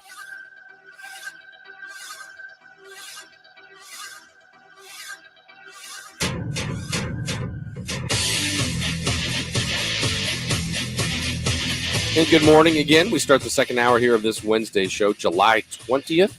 Jason Ross, JayMarZZ. I'm from the home studios, which is just a extra bedroom, quarantining in here. Going through the cards, as I've said, Jay. We still have that segment reveal a little bit later. I call today's batch the randoms. Yeah, I'm very interested after Mr. Sign Lady DM'd you yesterday and just kind of dude, flexed all over you. But those were awesome. I was really more were. impressed and learned a little bit more. Has not been collecting really since he was younger, but has the collection still, which is very, very good. Yeah, no, he had. I feel like the word when we talk about anything that's memorabilia, whether it's baseball cards, autographs, whatever, gems, it's thrown out there very loosely these days. Yeah, I but will those are say this: gems. those are gems. If that's all he had, that first page of 9, that's all he needs. Dude, put it this way: I am pretty sure his first page of 9 ungraded would be worth more than all of my cards combined graded. You got a pretty good collection, Jay, of what you brought into the studio that one day. I was impressed. Yeah, I don't have a Willie Mays autograph card. Okay, but you have some other pretty great cards, and so my Jim Les autograph card, though. Yes, it's close to Willie. We're still waiting that meet and greet, JayMarZZ and Jim Les. It's coming. It's coming to a studio near you soon, Jay. Yeah, no, that will be if that ever happens. I'm gonna just kind of, I'm telling you right now, take the segment over. Yeah. And I'm going to ask him about the time, like, Jim, do you remember sitting next to my dad on a plane to Atlanta and signing a binder piece of paper for me that I still have? Oh, wow. Well, I will say this, at least you are going to be, as much as you were a fan of Jim Les growing up, he's a great person. That's what everyone says. He's like the nicest guy ever. Yeah, you're going to love him. So that's going to be cool. That is going to be cool. That meeting of the minds is going to happen at some point, Jay, and I look forward to that. Yeah, me too. More than you.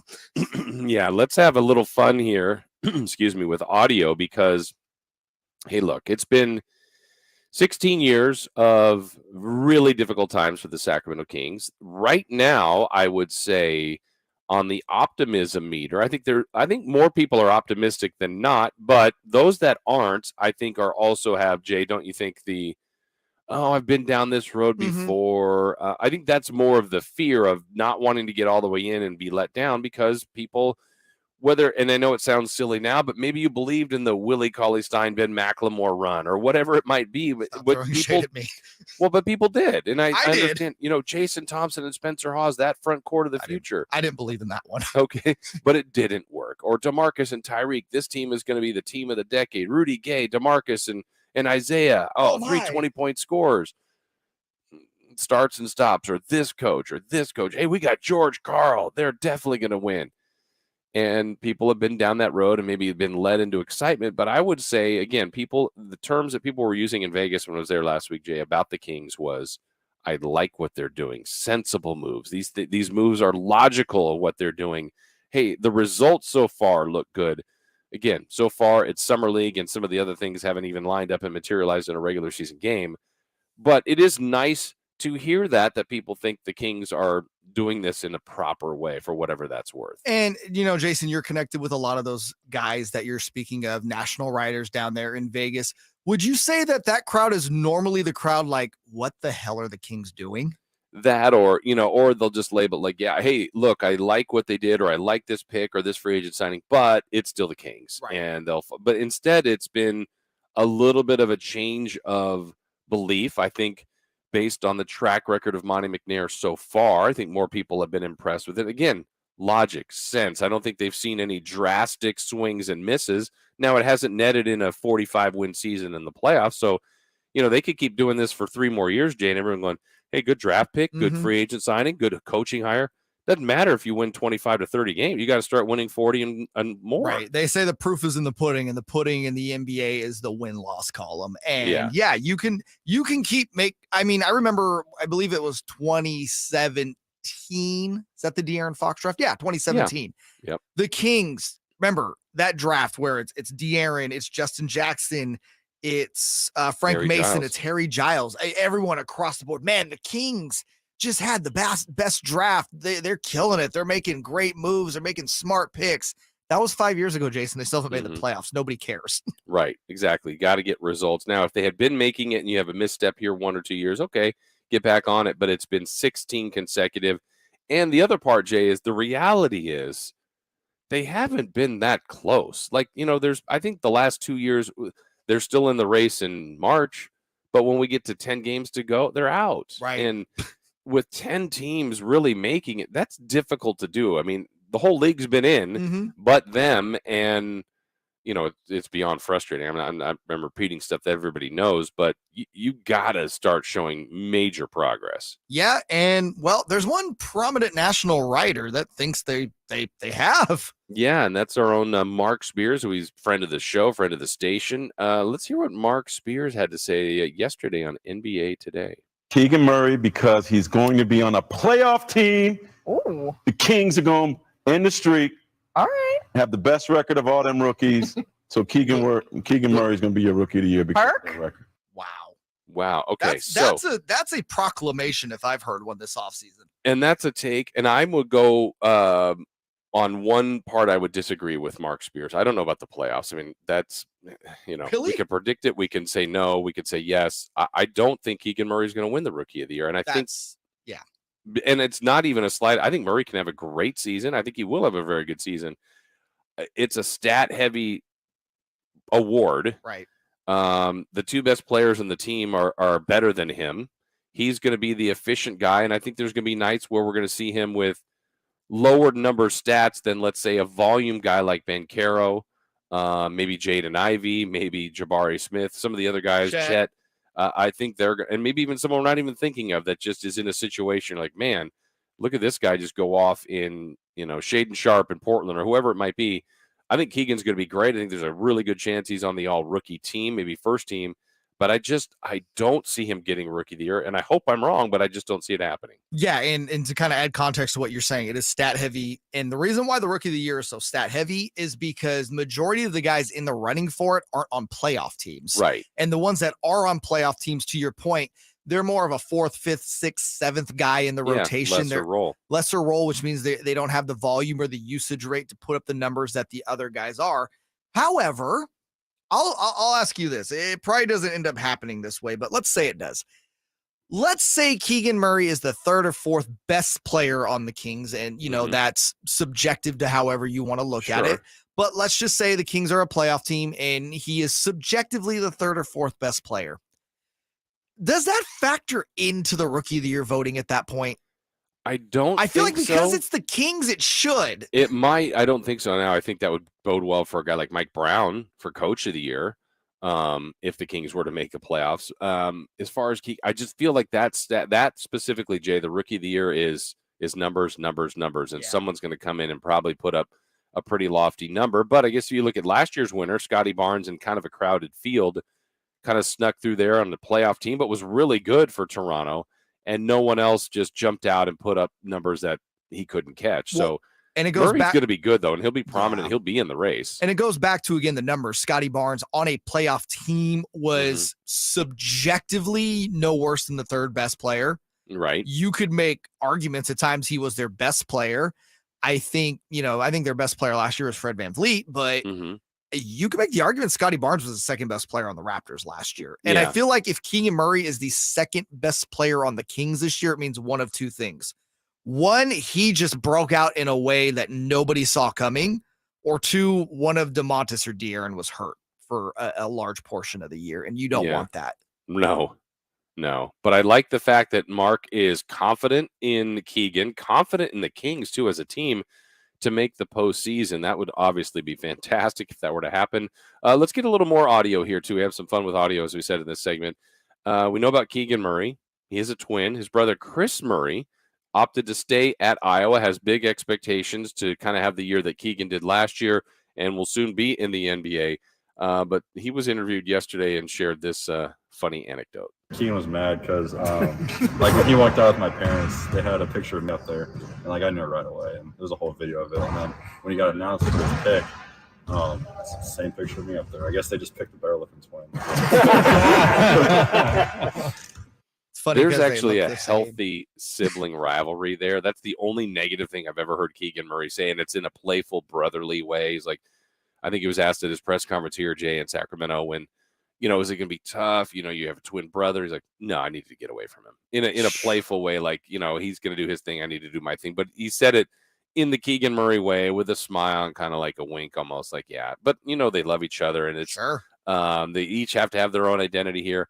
But I can picture that though, having the wrong picture of Keegan Murray, showing Chris Murray instead. And that's probably going to happen multiple times. Oh yeah, and they probably knew right away, but for the average fan that didn't know the Murray brothers like that, I'll tell you this, I didn't have the first clue. I put their picture up, I wouldn't know which one's the difference. Yeah, and it's one of those things, I don't know if that's happened to you, like there's obviously twins that are identical that look like identical, and other times you're like, oh, there's subtle changes I can see. I think for me, we have twins in our family. It's like when you spend enough time, then you get, like, once you get it right, you've got it, but sometimes it takes you a while to get there. Like, wait, which one are you? Yeah, no, if any sort of twin action, if they are identical, you have to get to know them, because at that point, Jason, don't you more or less start kind of knowing the personalities more? And so when one of them says hi, you can almost tell which one's which based upon how they say hello. Yeah, it could be a subtle thing, like, hey, they walk slightly different. They go, you can see it? Yeah, I can. I mean, I can. By the way, this is a plug, but it was amazing. If any of you get a chance to check out The Run, which is the Sacramento Kings social media team, basically telling the story. I think it's going to be fun to watch all year, the 2022-2023 Kings season. But their first episode came out yesterday, about 13, 14, 15 minutes, and it's worth it. It's a really good, really well done. It's behind the scenes of Mike Brown's hiring and press conference to Keegan Murray's draft. I mean, it's a lot of the stuff, Jay, I think that fans, and I'll speak for myself, eat up. I love those behind-the-scenes things. And, seeing Keegan Murray come here to Sacramento, his press conference, I love that, and they just did it in such a beautiful job put together. I think it's going to be a fun thing to watch. And a clever title, The Run. Are they onto something? Is that a premonition by the Kings? The Run might be closer to a jog, but I get what they're trying to do there. Is it a run to the playoffs? I don't know, but the play-in? I was intrigued. So or if run back to the lottery. I hope not. Gets a chance to check it out. It's really good. I think it's worth your time, and it sounds like something they're going to do all year long, and I know people love behind-the-scenes stuff, so very good job by the Sacramento Kings. All right, we got 3 questions. We got 3 answers coming up in about 90 seconds here in 3 for. The Carmichael Dave Show with Jason Ross. Sacramento Weather is brought to you by Quick Quack Car Wash. I'm Tamara Berg in the KCRA 3 Weather Center. It is Wednesday, waking up to a cooler start for the morning, thanks in part to the Delta breeze, but by the afternoon, hot and hazy again. Plan for highs in the range of 100 to 103. Get the latest forecast on the KCRA 3 News and the KCRA 3 app. I thought you went camping this weekend. Just got back, but your car is spotless. I just rolled through Quick Quack on my way home, and I'm ready to start the week gleaming. I'll be going there tomorrow. Head to Quick Quack Car Wash for a shine that lets you defy expectations. Greetings, Sacramento. It's Doug Christie here with the Good Feet store, asking, when was the last time you did something nice for your feet? If you're like most people, your feet get attention only when there's a problem. That can mean something painful, maybe real painful, like plantar fasciitis. That was me. I counted on my feet to make a living, but ignored them until almost too late. Fortunately, I found the Good Feet store, got my free personalized fitting and test walk, and in 20 minutes, I left with my expertly fit Good Feet 3-step arch support system. The pain was no more, and my feet have never felt so comfortable. I'm a Good Feet believer, and you can be too. Come in for a free fitting and test walk. Visit the Good Feet store in Sacramento, Roseville, Stockton, and Modesto. Online at goodfeet.com. 3 questions, 3 answers. It's 3 for Madness on the Carmichael Dave Show with Jason Ross. Question 1. That's right. It's time for 3 for Madness. 3 questions, 3 answers. We got him coming your way here. Carmichael Dave is off today and throughout the week. He's on vacation. He'll be back with us next week. You've got me, Jason Ross. You've got JayMarZZ. Good morning, Jay. What do you have for us in 3 for Madness? I got a bunch of questions. Want one? Do you have 3 of them? Actually, funny enough, I have exactly 3.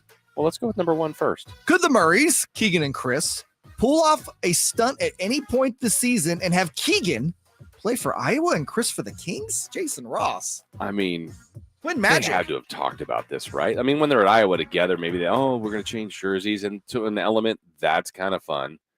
But this one's better. Like, to have one in college and one in the pros.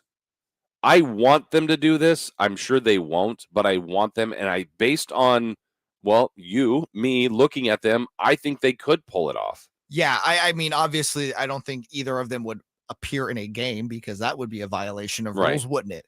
But no, I think they could honestly pull it off if just on a random road trip, right? Hmm.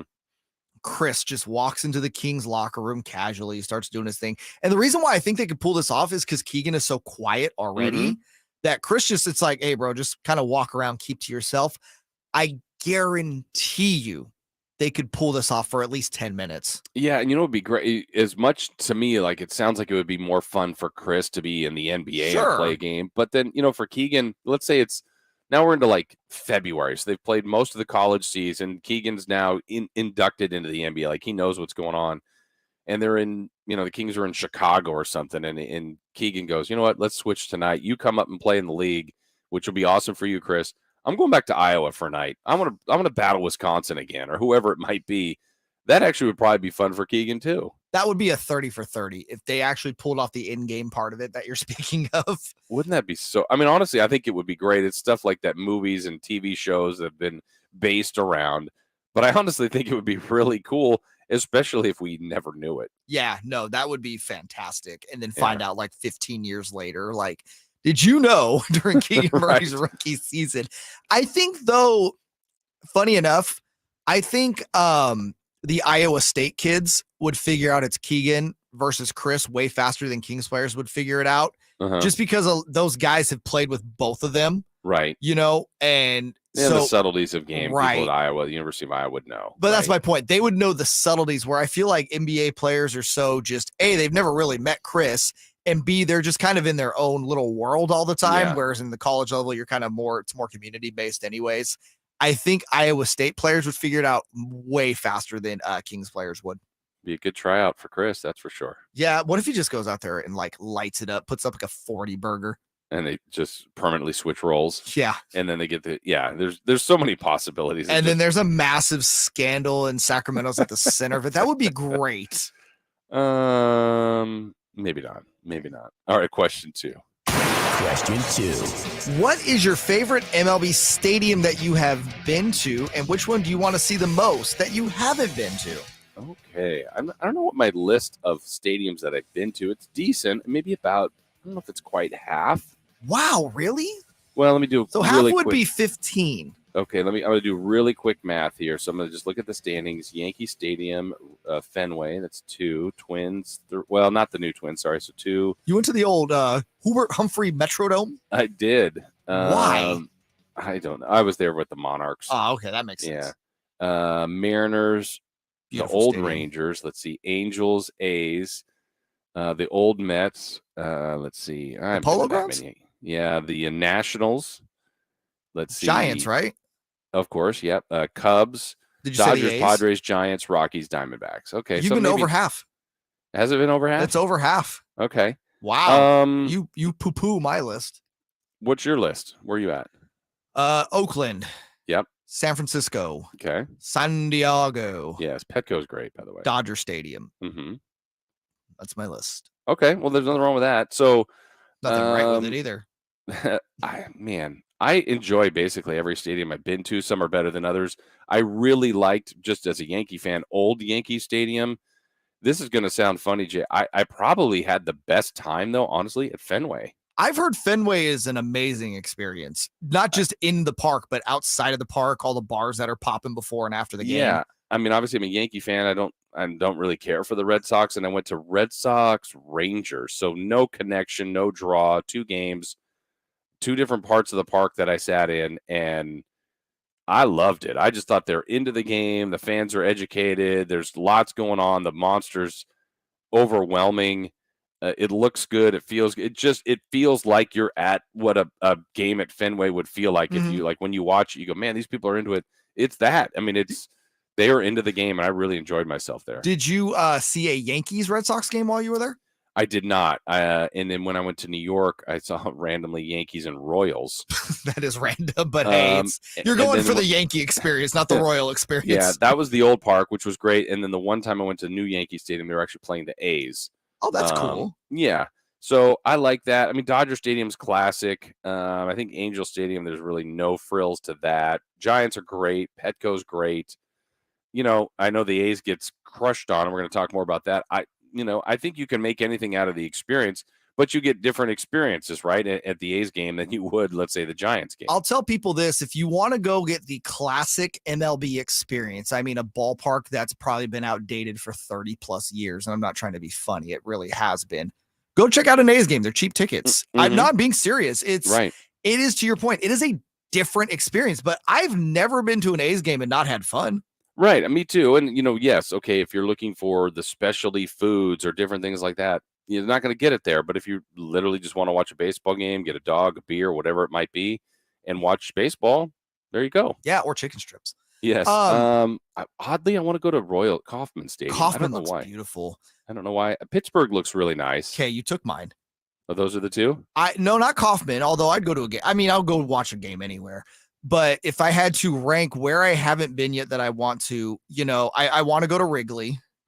But I also wanted to do Wrigley before the scoreboards got put in. I wanted the true old school experience, but I never was just timing didn't work out, unfortunately. But I'd still like to go to Wrigley. Fenway, obviously. New Yankee Stadium, I heard, is not the same as old Yankee Stadium. Right. And so you could speak to that, obviously. But you know what's held up, Jay, is Camden. Camden Yards. It's old now. It's like 30 years old, isn't it? Yeah, it is. But Camden Yard was kind of built with the idea that it was that old school classic, ballpark. And then you've seen so many other stadiums, especially for those of you that like to go to Oracle Stadium in San Francisco, that's kind of a replica of Camden Yards to a degree. It's the same process. So yeah, Camden looks awesome. But every time I've watched Pittsburgh out there, and I think it's PNC Park now, right? Yeah. I look at it. It is such a gorgeous backdrop, and the stadium looks amazing. I have told myself my next the first out of state game I want to go to is a Pirates Dodgers game. Just because I want to experience PNC Park. It looks amazing. Yeah, I think, and that's what's great about, to me, baseball stadiums. Like those are experiences. Most NBA arenas are roughly the same. Football stadiums, they have some charm. Baseball, though, there's certainly different dimensions, different looks, different sight lines that make it pretty cool. I will say the one time I had a chance to go to the Nationals years ago, and just because knew someone there that used to work with the River Cats, got up to the top, like of the press box, and the view, like where you could see over the stadium and to, gosh, was it the White House? Or like monuments. You're like, this is amazing, but not that many people get to see that view. But that was really cool. But the park itself was fine. What is the ballpark you want to visit the least? Tampa. Yeah. Okay. I thought the same thing. If there is, we can crap all we want on, again, Oakland Coliseum, but please go watch a game there. It is a really fun experience. Tampa looks like a crappy stadium, and it doesn't look like a fun experience. It looks like it just sucks to be there. Yeah, indoors, like I said, I mentioned I went to the Twins. That was neat to be indoors for a game just for once, but like the new park looks better, obviously, but just, something you don't normally see, the turf and just the whole feel of the indoor stadium was just different for me, something I really hadn't seen that much. Where it's supposed to be a really fun watch too, my aunt and uncle just went, is Diamondbacks are supposed to have a really good stadium. Yeah, Arizona's nice. That's a good one. I've only been when it's been closed. I know it can be open, but obviously right now it's so hot there. You choose to have the place closed. All right, let's question 3. Question 3. Speaking of baseball, let's stay on it. Who currently is your favorite baseball player? And bonus question, favorite MLB player of all time? Well, we're talking about how good the game is, and as far as health-wise, there's so many good players right now, and hopefully the world starts to notice that. And we'll get to the All-Star game when we come back. But, being a Yankee, it's Aaron Judge. I love Judge. I think he's my favorite player right now. All rise. He's having a great year, and it's going to sadden me if he's not a Yankee after this year, but I'll stay a fan of his. What if he signs with the Red Sox? Would you still stay a fan of his? Probably. Really? Yeah. Would you buy a Red Sox Judge jersey? No. If I bought you one, would you wear it? No. Okay. eBay. eBay. I'd put that on eBay. Get a couple bucks. How about you? Who's currently your favorite? It's got to be a Dodger. It is Justin Turner. It took the words right out of my mouth. Is it? We share the same first name. We both have a red beard. Yeah, it's Justin Turner. Just how clutch he's been over the years for the Dodgers. He's not that, multi-time all-star that you think of when you think of all the big names that are on there, but he has really been the heart and soul of that franchise, I feel like, for the last 5 or 6 seasons. So, yeah, it's Justin Turner currently. Okay, same question to you, though, Jay. He finishes his career with the Giants. Ooh, gross. How do you feel about Justin Turner? I don't feel good. Yeah. I'm still gonna root for him. I mean, I root for Jock Peterson now. I'm happy that That's Jock's true. having the year that he's having, but I hate seeing it in the orange and black. But that's fine. He's still a cool guy, and Justin Turner's still a great guy regardless. But yeah, it would be really difficult for me to see him in orange and black. It'd have been like it's like when I saw Mitch Richmond in Laker purple and gold. Yeah. It just kind of left a sour taste in your mouth. Yeah. How about the second question? Favorite baseball player of all time? It's a tie. Is that okay? No, absolutely. Because I don't think I have one. It's a tie between Griffey and Ricky Henderson. Okay. I love both of them for different reasons. Griffey, that's just childhood. When I was a kid, there was nobody in any sport cooler than Ken Griffey Jr. I thought Ken Griffey Jr. was cooler than Michael Jordan. I thought Ken Griffey Jr. was cooler than any MLB player at the time, any NFL player. Ken Griffey Jr. was everything as a kid. And then Ricky Henderson, I just look at him as just the guy was the complete package. He played forever. I got an opportunity to see him play a lot in Oakland and really just kind of fell in love with his game. So yeah, it's the two of them. I also would put Ricky up there for me. Tony Gwynn. I mean, it's hard for me to put one guy. I love Don Mattingly growing up. Come on. There's one obvious you're leaving off. You're related to him. Well, Greg Nettles, of course. That's what got me loving the Yankees. But I mean, like Dave Winfield, Ozzie Smith. There's just so many guys that that I thought so highly of that that's the good thing about baseball. I think you can just go through time and generations and different eras and you go, oh, I loved him. He was a great player. And hopefully more people are having that now because I think the state of the game, as far as the players, are really, really good right now. Mm-hmm. It's just the fan bases aren't there, and we got to get people back in love with baseball. All right, that's 3 for Madness. When we come back, we'll look at last night. It was a good night in LA for baseball. The players were mic'd up. Some loved it, some didn't. Pitching was on display, and the long ball was the difference. We'll recap the All-Star game next.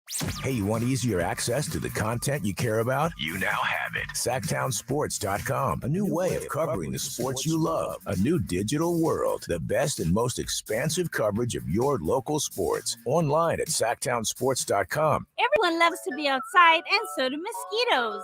Protect yourself against mosquitoes and West Nile virus by following these simple tips. At least once a week, look around your yard and drain stagnant water from any containers where mosquitoes can breed. Remember to use an effective mosquito repellent, especially at dawn and dusk when mosquitoes are most active. Close all doors and be sure screens are in good working condition. At the Mosquito and Vector Control District, we're here to help. Visit us at fighthebite.net. At Ashton & Price, we get injury victims to yes. Experience, yes. Ashton & Price has been around for over 25 years.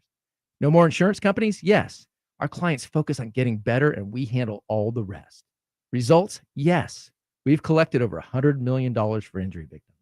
No fee until we win? Yes. Our clients pay nothing until we win. Ashton & Price, the best at getting to yes.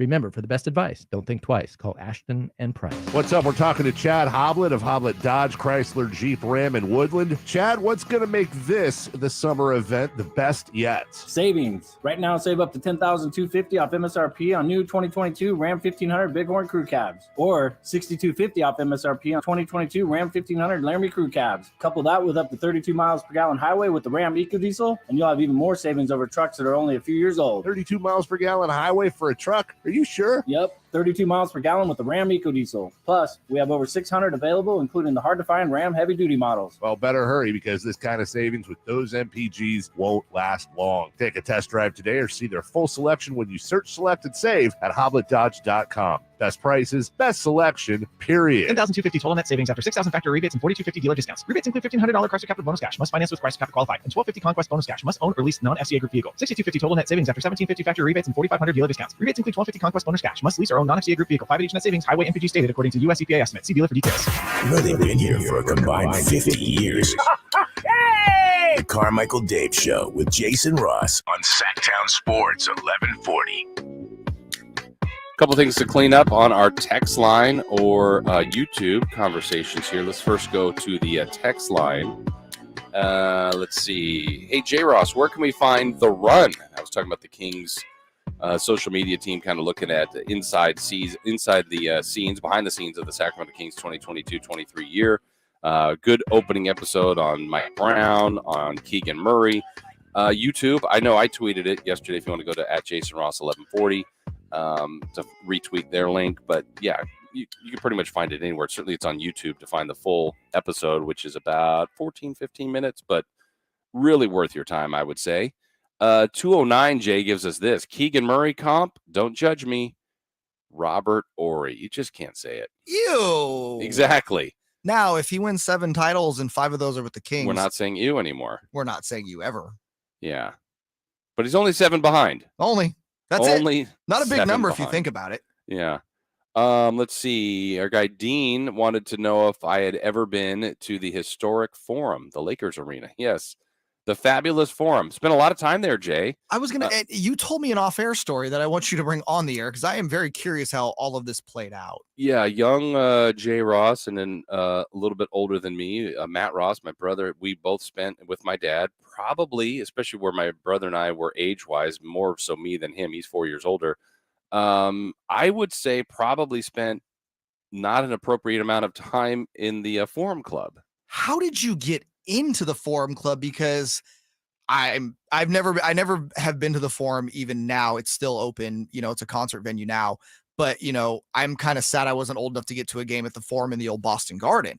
But I've heard stories of the Forum Club that it's more of an adult space. Yeah, and again, when you're, oh gosh, Jay, I must have been anywhere from 6 to 11 years old, somewhere in that range. And in the Forum Club, you don't know like what you don't know. You know what I mean? When you're a kid, who knows what was going on in there? I obviously didn't know what was going on in there. But why was I in there was the good question, because one of our family friends was high up with the Lakers, and I think was even like in maybe the ticket manager, if I remember right. And then we even knew a few other people. They're just connections through different people through my dad. And we ended up going to quite a few either Laker games. Who was there was team tennis there, the LA Strings, and they like Jimmy Connors. I remember being in the Forum Club and Jimmy Connors was in there. And as a kid, like when you see, I was more into the famous athlete as opposed to what else I might have been seeing in there. But yeah, I don't know if that was the right spot for a young fella to be in. Listen, Papa Ross said, "Look, boys, I want to go have a good time at the Forum Club. Yep. You're coming along, right? You're with me. So you in, you out." I'm like, I'm in. Let's do this. Forum Club Jay Ross, little 6-year-old Jay Ross walking around the Forum Club with God knows what going on around him.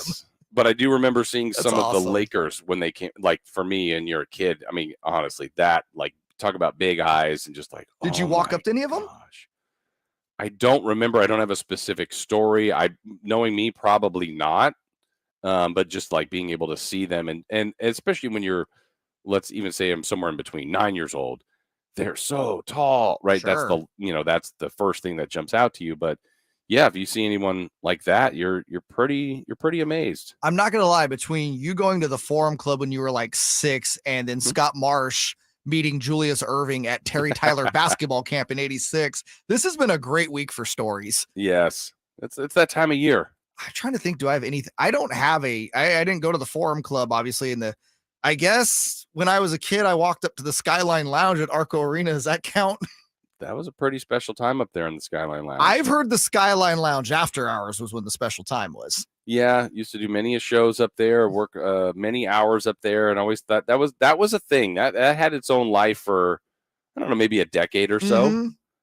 And then kind of things changed the way we started doing post games and stuff. But no, Jason, I'm talking about after the post game show. Oh, even after that, I've heard the Skyline Lounge was a happening place. It was pretty happening during then, but you know what? Like for me, when the work was done, it was time to leave. But yeah, if there was more festivities going on, good for them. Yeah, good for them in the old Skyline Lounge at Arco Arena.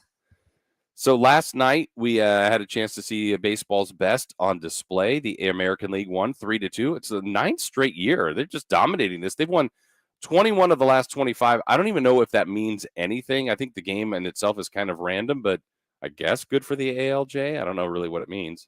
It means that they just win the game.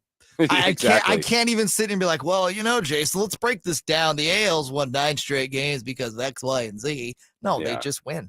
Yeah, they do. And yesterday they were down 2-0. Some great plays early, some incredible defense, strikeouts. Well, there were 22 strikeouts in the game, but it was Stanton and Buxton who went back-to-back with home runs of 457 and 425 feet. The 457 by Stanton was the longest in Dodger Stadium this year. He gets the MVP. So for him, He's the MVP, third Yankee. He joins Jeter and Rivera to win the All-Star Game MVP. That's Becomes crazy. I know Only three three Yankees. I would have thought more. And the fifth player to win the league MVP, All-Star MVP, and the Home Run Derby champ. He joins Griffey, Ripken, Tejada, and Dave Parker. Who knew that Dave Parker was on that list? A's legend, Dave Parker. That's right. Good game, fun game. And then we were talking about this briefly earlier, but this is where I think the divide is still there in the sport, where it's generally an older fan sport. So, it's the, unwritten rules, don't bat flip, don't showboat. Then there's the younger generation that even does like baseball. I think that's enjoying that. I saw a lot of people on social media going, oh, this game, I can't watch it with these players mic'd up. I thought it was great television. Yeah, no, it's terrific. And it's not like it's a regular season game or a playoff game. I want to say there was a couple years ago, I think maybe the bubble season, when they had mic'd up players during the playoffs. I'm like, that's stupid. Let them concentrate. But a game like this, where it's really fun and game, again, winning the game doesn't matter, as we have established here multiple times. Why not have some more fun with it? This is the place where you really try things out. Like, we saw, had it gone to extras, it would have been a home run derby. It's, first of all, baseball is truly a kid's game, right? It really is at its heart. Let them go out there and be kids. Let's take away the multi-million-dollar athlete side of it and just enjoy a baseball game and nuance for the first time in forever.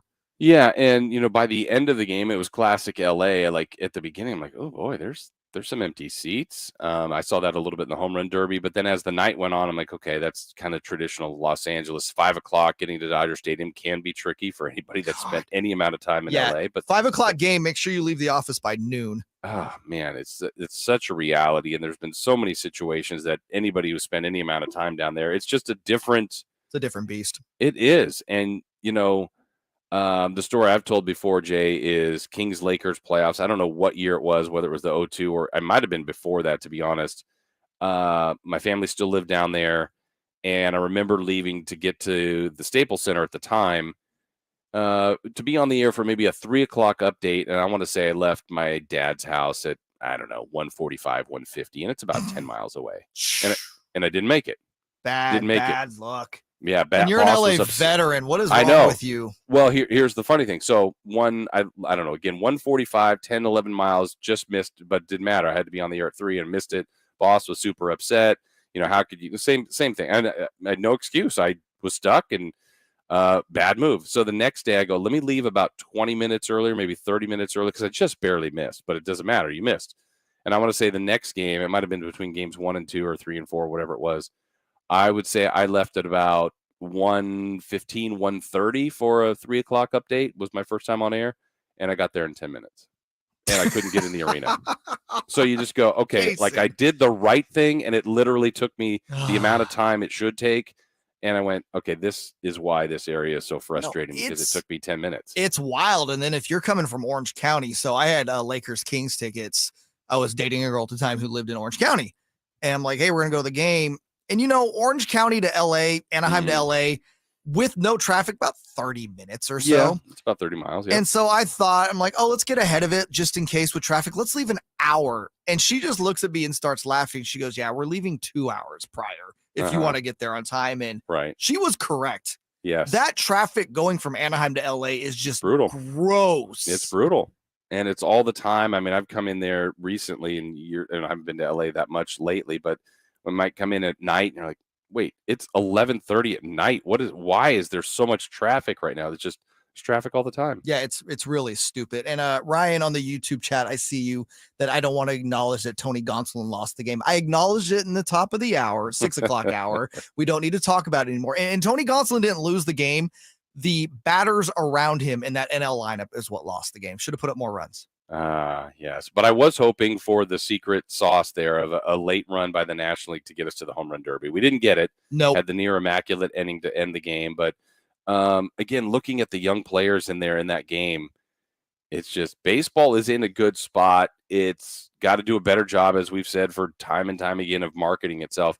But Jay, I am a baseball fan, and I'm going to enjoy these players even if the rest of the world sleeps on them. Screw it, right? Screw the rest of the world. I'm going to educate myself. Well, I mean, that's it. I think people jump in at the playoff time and go, oh, yeah, this guy's really good. Oh, wow, this guy had these kind of numbers. Yep. If you follow all along, that's part of the charm of baseball. Also, part of the maybe boredom for some. It's like, what do I care about a Tuesday night Pirates Nationals game? Maybe you don't, but if that team, either team is good or someone's having an historic season, I think that's part of the fun of the game. Absolutely. But, I mean, look at the Giants last year locally. Right. You can speak to it. That would not be as fun if you tuned into that, that season in September. Right. But I think they did a good job last night. The game was good. The mic'd up situation was good. They had some really clever and funny moments communicating with the broadcasters too. I loved it. I thought that was good. Now, Major League Baseball, here's what they would like to do. They're telling us they would like to expand, but what stands in its way? You think money, maybe potential owners, more talent on the diamond? Nope. It's the Oakland A's. We have that story next.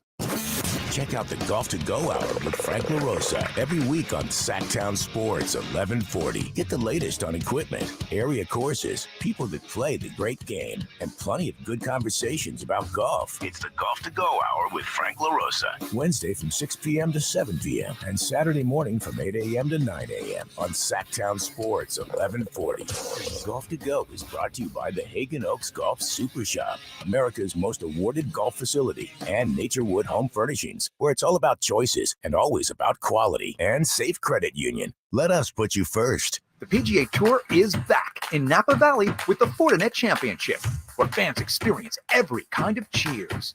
Join us September 15th through the 18th at Silverado Resort and Spa for 4 days of world-class golf, Napa hospitality, and 2 nights of unforgettable performances featuring multi-platinum superstar Cole Swindell and Grammy-nominated powerhouse One Republic, all included with your daily ticket. Join Fortinet, Silicon Valley's leader in cybersecurity, at the Fortinet Championship. Secure your tickets now at FortinetChampionship.com. Hey, it's Carmichael Dave talking about my friends at American Energy. $49 tune-up offer. I did it 2 weeks ago. You should do it too. It's only $49 for an air conditioning tune-up, and you get a free indoor air quality test. Oh, it's so simple. Call today to schedule your appointment with my local friends at American Energy at 916-520-9990. Catch the 916 there, 520-9990. A+ rating with the Better Business Bureau. Been around since 81. Go to AmericanEnergyAir.com. 5X480. Dayton B100 V-Belt. One of the many parts Grainger carries. It's also the item that helped Rob carry the day. The job was on hold. Deadline fast approaching. But a quick search on Grainger.com and Rob found his part. And with same-day pickup at his local branch, he and his crew got the job done, safely and on time. Get supplies and solutions for every industry with real-time product availability. Call, click Grainger.com, or just stop by. Grainger, for the ones who get it done.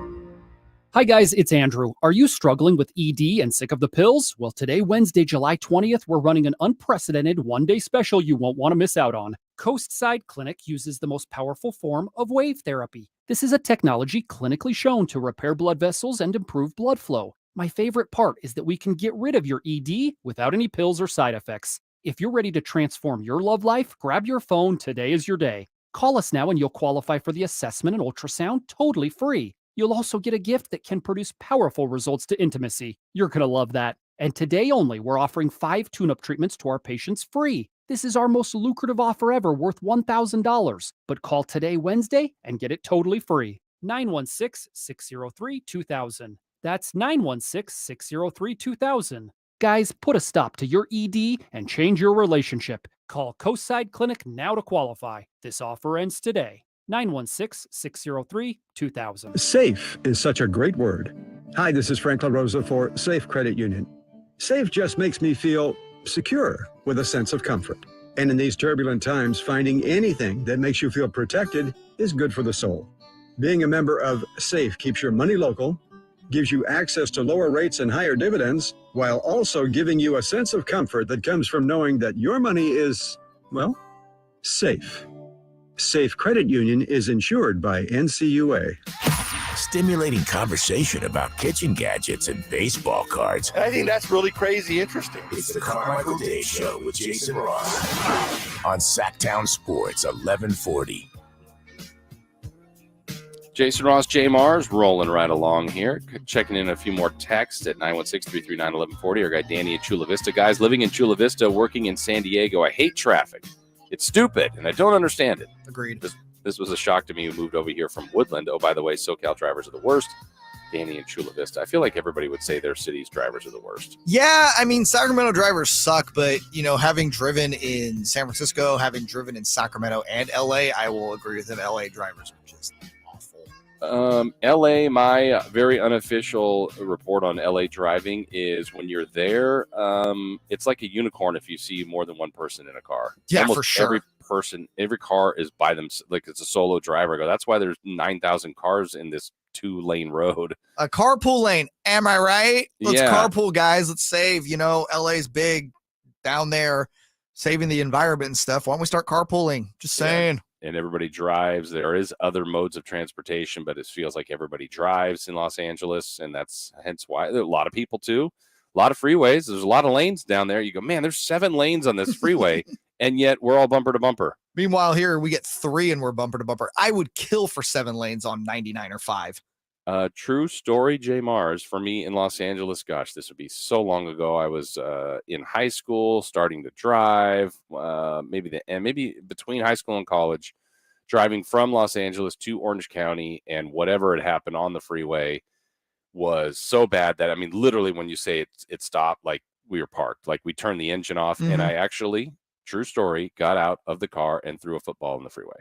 Nice. Yeah. Did you hit another car? No, it was me and a buddy. Literally people got out of their car. Like we weren't not rolling, like we weren't going anywhere. And it was for, minutes and minutes and minutes. And then it was like, okay, something's bad up there. There's maybe a, overturned truck or something. And people were getting out of their cars. And we had a Nerf ball or something. And me and my buddy were throwing the football on the freeway. How long did you guys stay until you actually moved? I don't know, 15 minutes, 20 more. I mean, after that, it'd probably already been like 40 minutes, 30 minutes. Like no one's getting out of their car. Like, if it's 30 seconds, you're like, what is happening here? And then just nothing was progressing, and we were just stuck. You're like, well, we're not going anywhere. Pre-cell phones, you're like, well, we're going to be in this for a while. So it's like, well, let's entertain ourselves. We got out, stretched our legs, and like, oh, we got the football in the car. Still not as cool as you being in the Forum Club at 6, but that's a fun story. But it's a fun story. It's a fun story. This is not a fun story. Well, in one sense, I think it could be. Major League Baseball would like to expand to 32 teams. I think they've got the talent pool to do that.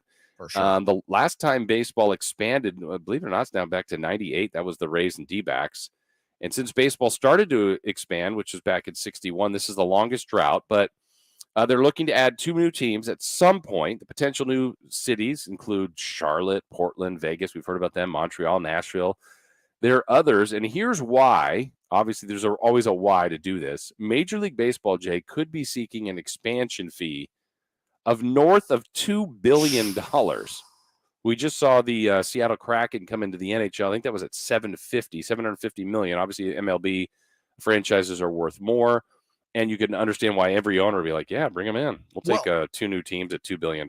Isn't it interesting, Jason Ross, that both MLB and the NBA magically are into the idea of expansion post the 2020 bubble seasons, where franchises lost a ton of money?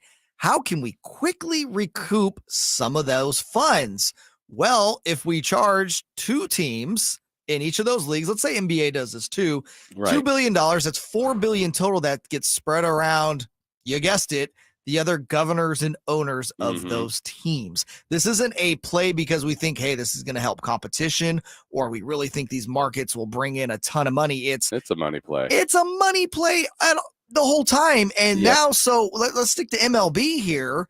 You go to the Oakland A's. It's why I've always felt that this idea of the A's going to Vegas is kind of stupid, because they clearly want to have a team in Las Vegas, right? They wouldn't be.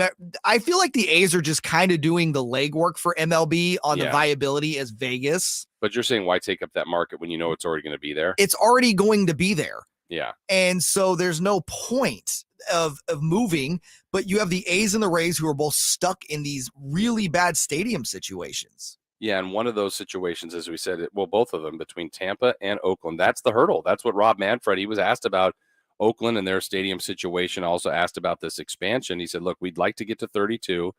I think that's a goal, whether it's in 5 years and 10 years, whatever it might be, or sooner. But the biggest hurdle is the stadium issues in Tampa, and more pressing is Oakland. And I know the mayor, Libby Schaaf, is really working on it. The city council, everything, they're trying to pass all these things to get everything going forward. It never moves quickly or quick enough. Baseball is getting to a point where they need something to happen here with the Oakland A's, because now all of a sudden Tampa's had bad attendance, but Jay, this year's been embarrassing for the A's. Just obviously they're a bad team.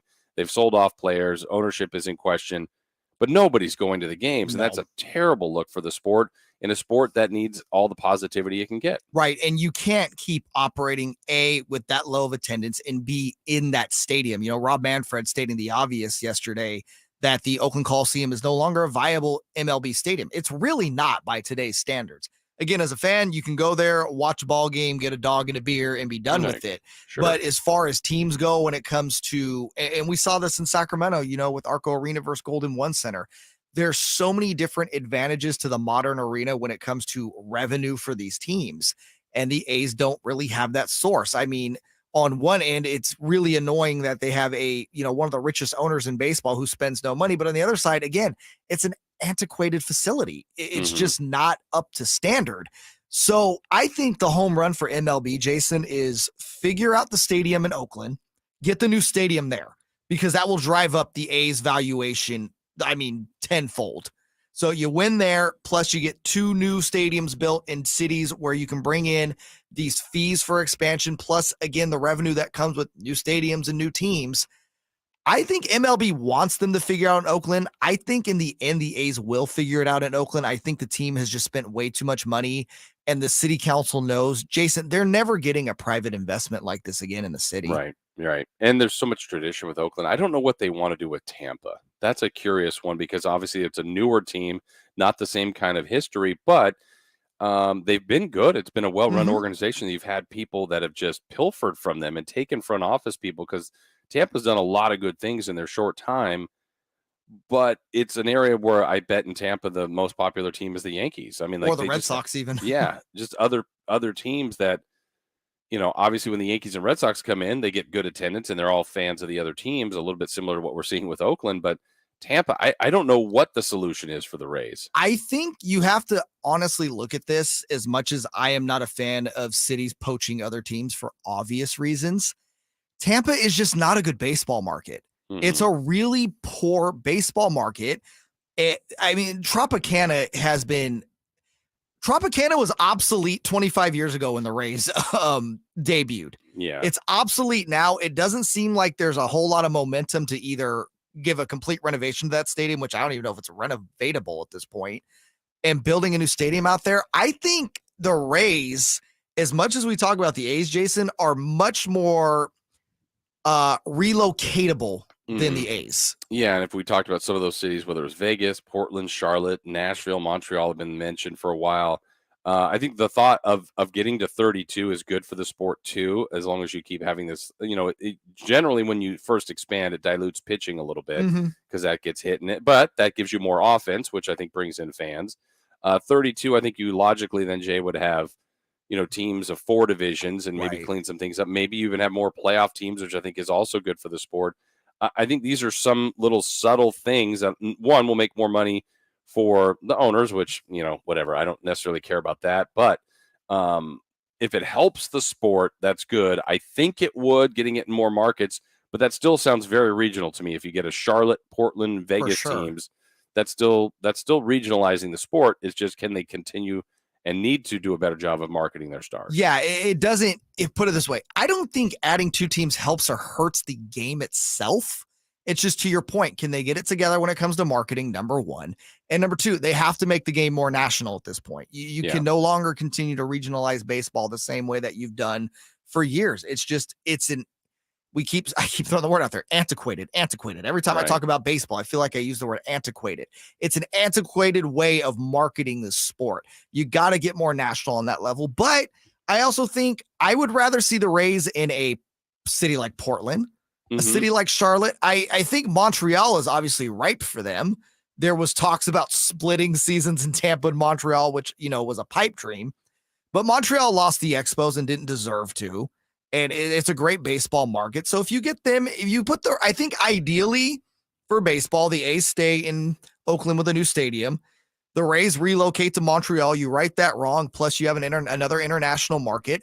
And then you expand into a Portland or a Nashville. Again, cities that are ripe for baseball. I don't think it's a bad thing. I just don't know how they get it more national, to the point being, okay, you have to market the stars. Yeah, we just had Yankees Red Sox. Now I know that's one of the best rivalries. This tomorrow, Giants Dodgers. Now does Giants Dodgers register in Colorado, in Houston, in Minnesota? Do the Yankees Red Sox register in Houston, Minnesota, these other places now? And whereas, Jay, if the season opener is going to be the Bills and the Rams, I feel like all of America is watching that, and they're not Bills or Rams fans. No, football's a different beast. It's a completely different beast. You have to really look at, like, I'll use the King Griffey Jr. example, Jason. I grew up, born and raised in Sacramento.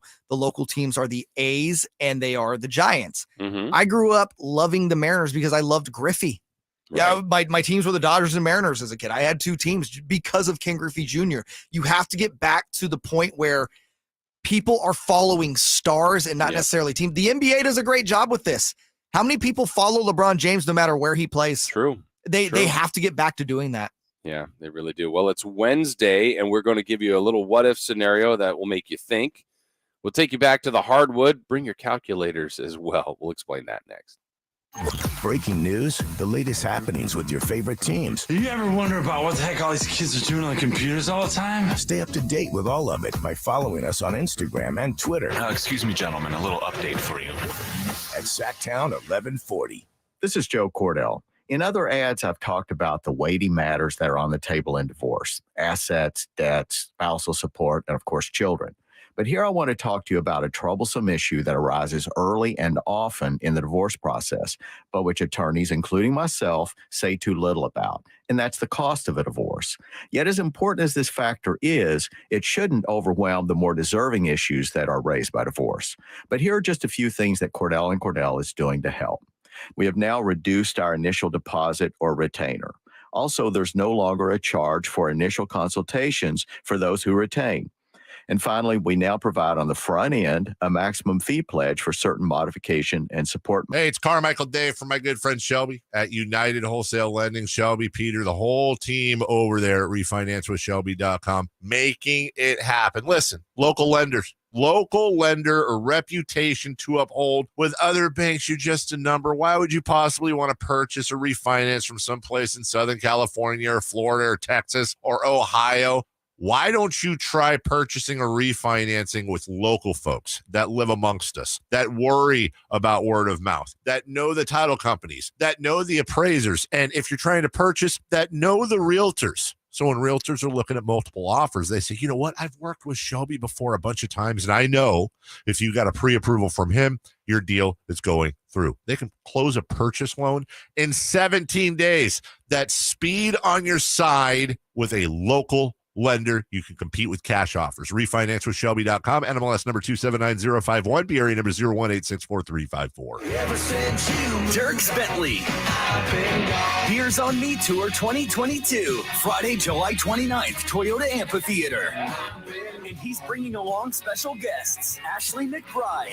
Just stick to the one night standard. And Travis Denning. You know who, and the name is Dirk Bentley, live in concert. On sale now at livenation.com, part of the Hard Rock Sacramento Concert Series. I'm Craig Ashton of the injury law firm of Ashton & Price. Whether you've been injured on a bicycle, as a pedestrian in a slip and fall, auto, Uber, Lyft, or big rig accident, you need Ashton & Price in your corner. When you call Ashton & Price, there's no chatbot telling you to hit 3 for accounting. You're greeted by a real-life person who will immediately transfer you to an experienced attorney. The consultation's free, and there's never a fee until you win. Remember, for the best advice, don't think twice. Call Ashton & Price. Do you know the absolute worst time to find out you've got an AC problem? When the weather outside is scorching, your family is sweating, and the dumb thing won't turn on. This is Kenny and Jerry from Bell Brothers Plumbing, Heating, and Air. Don't get caught off guard by AC problems. Call us to schedule a precision tune-up and professional cleaning right now. It only takes 90 minutes and just costs $87. but will keep your air conditioner running reliable and strong all season long. If we discover problems that need attention, we can take care of them now, instead of when you're burning hot and wishing you'd thought ahead. A Bell Brothers tune-up will also allow your system to last longer, keep your home more comfortable, and lower your energy bills because your system will run more efficiently. So don't put it off. Call right now and get your precision tune-up and professional cleaning for just $87. Call Bell Brothers at 916-444-1234, or you can find us online at thenosurpriseguys.com. The flagship. Ball game. Sacramento wins. KHTK AM and HD1 Sacramento. KYMX HD2 Sacramento. From the Power Business Technology Toshiba Studios. Sactown Sports 1140. The flagship station of your Sacramento Kings. It's the Carmichael Dave Show. He's on the microphone when he's not on the microphone. He's playing a song, and when he's not playing a song, he's on the microphone, and then boom. With Jason Ross. Jay, hey, my headset's Text or call the show at 916-339-1140. It's the Carmichael Dave Show with Jason Ross on Sactown Sports 1140. Clock. Good morning to each of you checking us out right now. Those of you that have been with us throughout the duration, thank you. Whether it's been on YouTube or over the radio, thank you so much listening to us here on Sactown Sports 1140. Jason Ross, JayMarZZ this morning. Carmichael Dave back with us next week. He has not checked into my knowledge, Jay, on the text line or the YouTube. That is very unlike Dave. Yeah, I don't know. He must not have service. Oh, that could be the case. I know he kind of goes to parts unknown, and the guy likes to get to the coast and some cooler temps. Not that I can blame him for that. Yeah, no, that's good. Get away. That's what I like to do. If you're away, go away. But Dave doesn't do that enough, and maybe it's by circumstance. I don't think it's by choice. I think if he could have service, he'd be in here. You know that. That or Melissa hid his phone, and he's probably losing it. No chance of that. Of her hiding it? Yeah, there's no really. chance. What if she threw it into like whatever body of water is nearest to them? That would be great. But I think that would ensue a divorce or something. You know, they go to time like he comes on the air many times. It says, yeah, we're 3 weeks into not talking. I'm like, what? It's been that long. that would equate to 3 years of no talking if she did that. Yeah, they have their moments. So hopefully they're having a good time. He'll be back next week. It is Wednesday. It is the slower timing. Obviously, when you have, I think this week particularly, now that the NBA Summer League, and we still could have some big news that happens though, with whether it's Kyrie Irving, Kevin Durant, Donovan Mitchell. Those guys are still allegedly looking for new homes. But this is generally these couple of days, I would say, are the slowest of the sports calendar year because baseball is not being played with the exception of the Derby, then the All-Star game today, nothing. And then, football still, as we said, about 15 days away from the Hall of Fame game. And this is probably one of the slower weeks in sports. Yeah, and I think today is the slowest day. Although I feel like we've had a good show. Oh, that I'm not worried about. We can come up with the content. As they say, we've been timely and topical. Yes. And so today being Wednesday, we're gonna tweak it up a little bit here. We're gonna do a what if Wednesday. We're gonna use our imaginations. That's right. So our what if puzzle we're pointing out to you and that we're gonna discuss, and you guys certainly can participate, whether that's our text line or on the YouTube. What if the NBA had a hard cap and there was no luxury tax? Now I know there's a salary cap. But, there's wrinkles and some, where you could sign your own player and go over the cap, or you pay hefty for this luxury tax. We've talked a lot about it since the Warriors won their championship. Mm-hmm. Some called it a checkbook championship. Well, they spent money. They have a good roster. They spend it wisely. And Jay, at the end, they won a title. I don't think they're really worried about the luxury tax. No, they don't care. Let me explain the different caps for people that may not be, because I know no cap. I know hard cap, soft cap can get a little confusing for some people. So a soft cap is what the NBA. So baseball has no cap. Mm-hmm. Baseball can just throw out money. There's a luxury tax threshold, obviously, but they have no cap. So they can sign, again, that's why Juan Soto can get offered 15 years and $440 million. Right. The NBA has what's called a soft cap, as you alluded to. So basically they have a cap number, but you can go over that cap number, whether it's to re-sign your own free agents. And then they have a bunch of different exceptions. There's the minimum exception. There's the biannual exception. There's the mid-level exception. They have all sorts of exceptions. And then, as you said, they hit a luxury tax threshold where if they go over by a certain amount, they have to pay. It's like $1 to dollar. I don't know the exact numbers off the top of my head. And then you have the NFL who has what's called a hard cap, meaning, hey, it's, and this is an arbitrary number, 120 million. You cannot go over that number. You literally cannot do it. If your team has over that, you have to cut players. And so that's what we're talking about in implementing in the NBA, correct? In this what if scenario?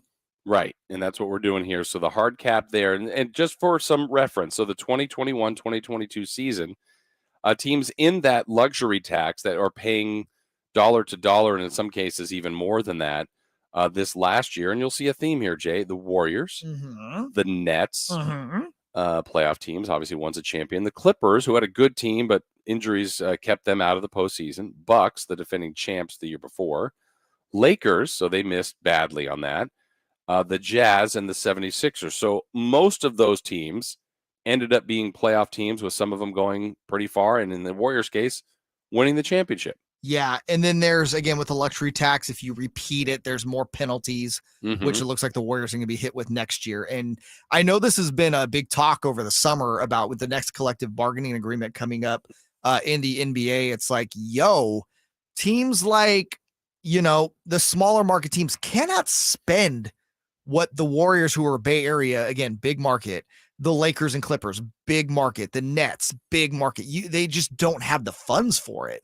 Yeah, and in this what-if scenario, we're going to kind of go over the teams now this year that are going to be over the luxury tax and slash, because basically if you're over, you have to cut if we're doing this what-if scenario. But before we kind of get to that, Jay, what would be the drawback of truly a hard cap? Because I think part of the situation with the NBA is the guys that get that lofty contract. We're talking about the LeBrons, Currys, Jokic, Embiid, truly great players. I think that part could still stay. Sure. I think what the league needs to save itself from, and generally most every team, not every team, but most every team has a contract where you go, huh? Yep. Why?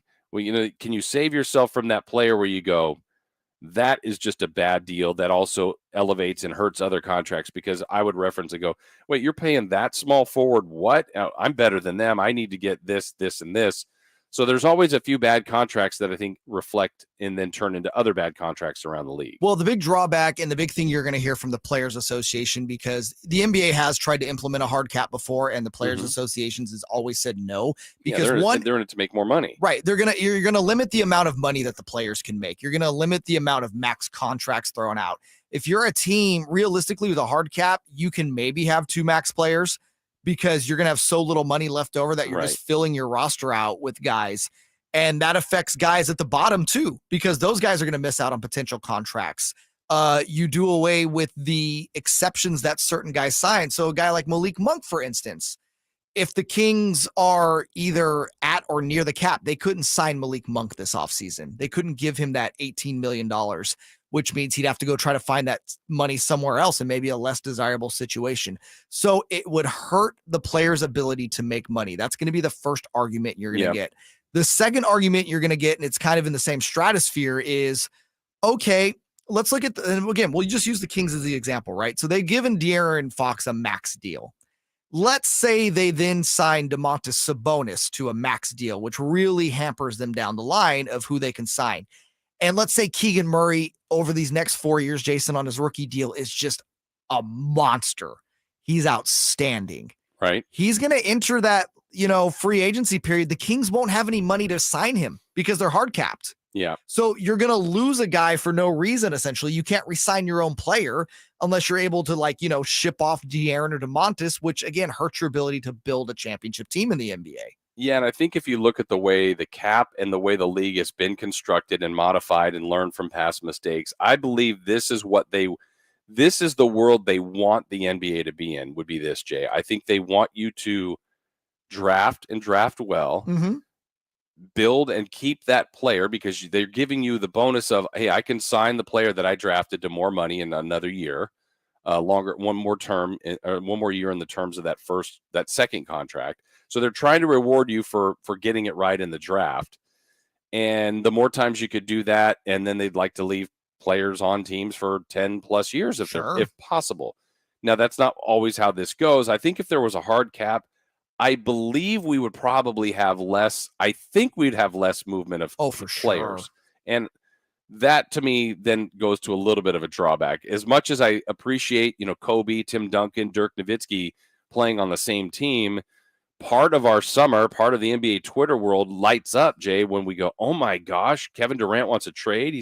LeBron is one of the greatest players of all time, is going to be on, he been on the Cavs twice, the Heat, the Lakers? Like, he's bounced around. Shaq ended up playing on about 8 teams. Like, you get to see some movement, some trades. That's part of the excitement. It could also be part of the frustration, but I think that's an exciting part of this league that would likely be, dampened a little bit. It would be. And I think the biggest issue I have right now with the current system in the CBA is, and I'll use a couple examples here, is the luxury tax and the way it's implemented. I think the luxury tax should only be implemented for if you're a team like the Lakers, and you're acquiring free agents that you didn't draft, right? So look at the Wizards a few years back when they had signed Otto Porter, Bradley Beal, and John Wall, all of those max deals, right? It killed them. It crippled them because of the luxury tax. Yeah, but they drafted them all. And that's the problem. So they essentially were penalized for re-signing their own players. Yeah. I don't think that's correct. And what would you do then with the current Warriors? Most of the team they drafted, but obviously Durant they didn't before, and some of the other guys this year they didn't, but most of the core of that team they drafted. I don't think they should ever be penalized for guys they drafted. I don't think any team should have to pay a luxury tax on a player's contract that you drafted and re-signed that you developed. So you do it on the individuals that you add. Exactly. Now, if you acquire a Kevin Durant, for instance, via trade, and his contract brings you into the luxury tax, you should be taxed for that. Yeah, I like completely agree. Or times 3 or something. Same thing with the Lakers. Signing LeBron James, trading for Anthony Davis, trading for Russell Westbrook, and you should be taxed for those. Yeah, you really should. Again, and the luxury tax really hampers small market teams from being able to compete, because if you're the Kings, and again, let's go pie in the sky here, right? De'Aaron comes out, has an all-star year. DeMontis is just amazing, and you're going to re-sign him. Keegan Murray is fantastic, all-star level player. You want to re-sign him. The Kings are going to get hit by the luxury tax, Jason, and this is not a market that can sustain a huge tax number like you can in San Francisco. Yeah, unless they were certainly a great team, and they haven't been that at all. So here's what it is. That's our What If Wednesday. What if the NBA had a hard cap and there were no luxury tax? We got to get to the teams this year that are impacted. The 2022-23 teams in the luxury tax. There's 11 of them. We'll tell you who they are and how much we're going to have to slash. We're going to cut these players or teams' rosters down in this What If Wednesday. We'll do that in 60 seconds. A revamped website, expanded coverage of the teams you love, more accessible than ever. Where is it? Online at SactownSports.com and on your dial at 1140. This is Sactown Sports 1140. Everyone loves to be outside, and so do mosquitoes.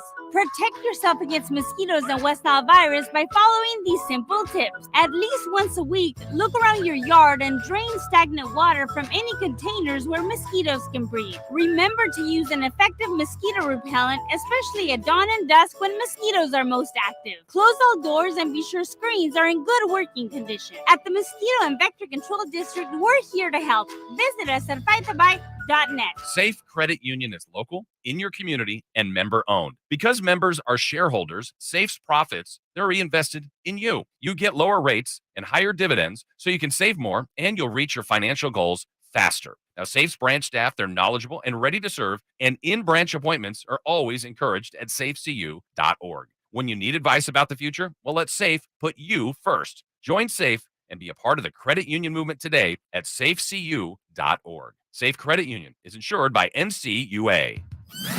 The Carmichael Dave Show with Jason Ross. Text or call the show at 916-339-1140 on Sactown Sports 1140. All right, we ended last segment on our What If Wednesday as we are kind of, what if the NBA had a hard cap and there was no luxury tax? We mentioned the teams in the 21-22 season that were there, the Warriors, the Nets, Clippers, Bucks, Lakers, Jazz, and Sixers. Oh, my. Well, yeah, Jay, the list is now 11 going into this year as of now, and that could change with still more movement going on. But the Clippers, the Warriors, the Nets, the Bucks, the Celtics, Suns for the first time in a long time, Lakers, Mavericks, Nuggets, Blazers, and Hawks. So if we're doing this the proper way, it's time to slash We got to cut things off the payroll to make these teams fit under the cap.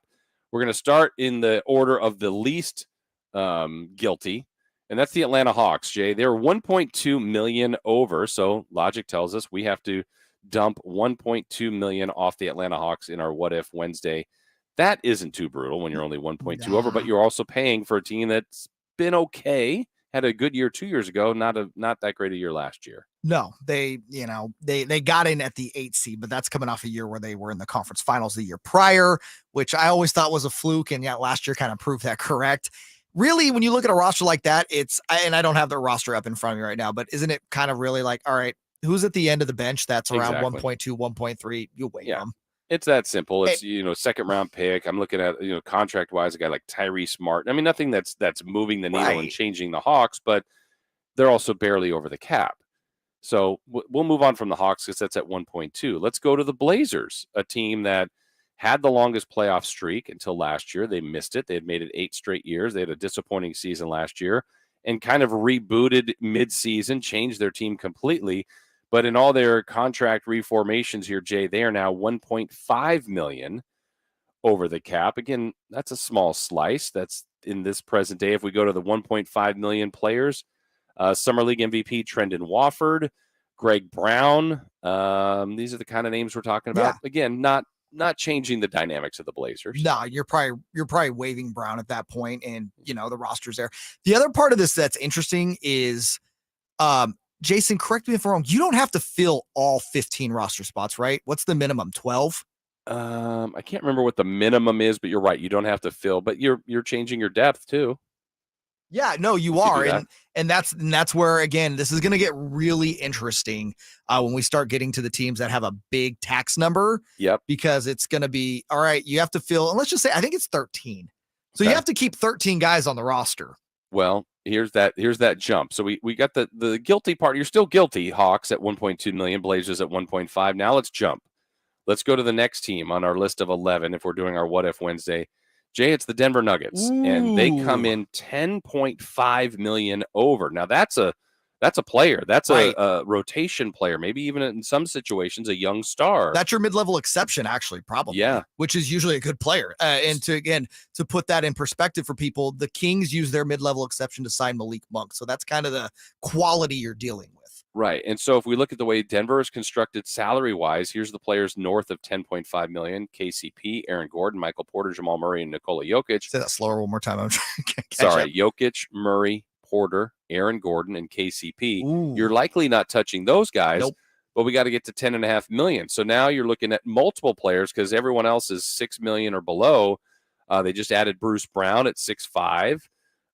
Ish Smith at 4. Maybe those are the two you take, or Jeff Green. Between Bruce Brown, Ish Smith, and Jeff Green would now have to be off the Denver Nuggets. I'd probably go Ish Smith and Jeff Green if those numbers work. Yep. And then what does that put their roster at? How many players? Yeah, then you would still have the first, whatever I mentioned, 1, 2, 3, 4, 5. We take 2 away, 6, 7, 8, 9, 10, 11, 12, 13, 14. 15. Yeah, they got guys. They got enough. But, I mean, you're also now looking at people at the end that are making, partial guarantees, 500,000, barely $1 million, which again, equivalent is nothing, but to us, it's everything. For sure. But that's a team that's guilty. That's the third least guilty team. Now let's jump again. The Dallas Mavericks, great season last year, Jay, but they're 14.6 over. So now we're looking at a team that's got to do some drastic cutting here. Most of their contracts at the top belong to Luka. Then you go to Spencer Dinwiddie, Hardaway, Bertans. You could cut the guy you just added to get under the luxury tax, which would be Christian Wood, which you would not do. What's Bertans' number? 16. You're probably cutting Bertans at this point. Or are you going multiple smaller pieces in, who are we going? Who could you do multiple and still keep the roster at 13?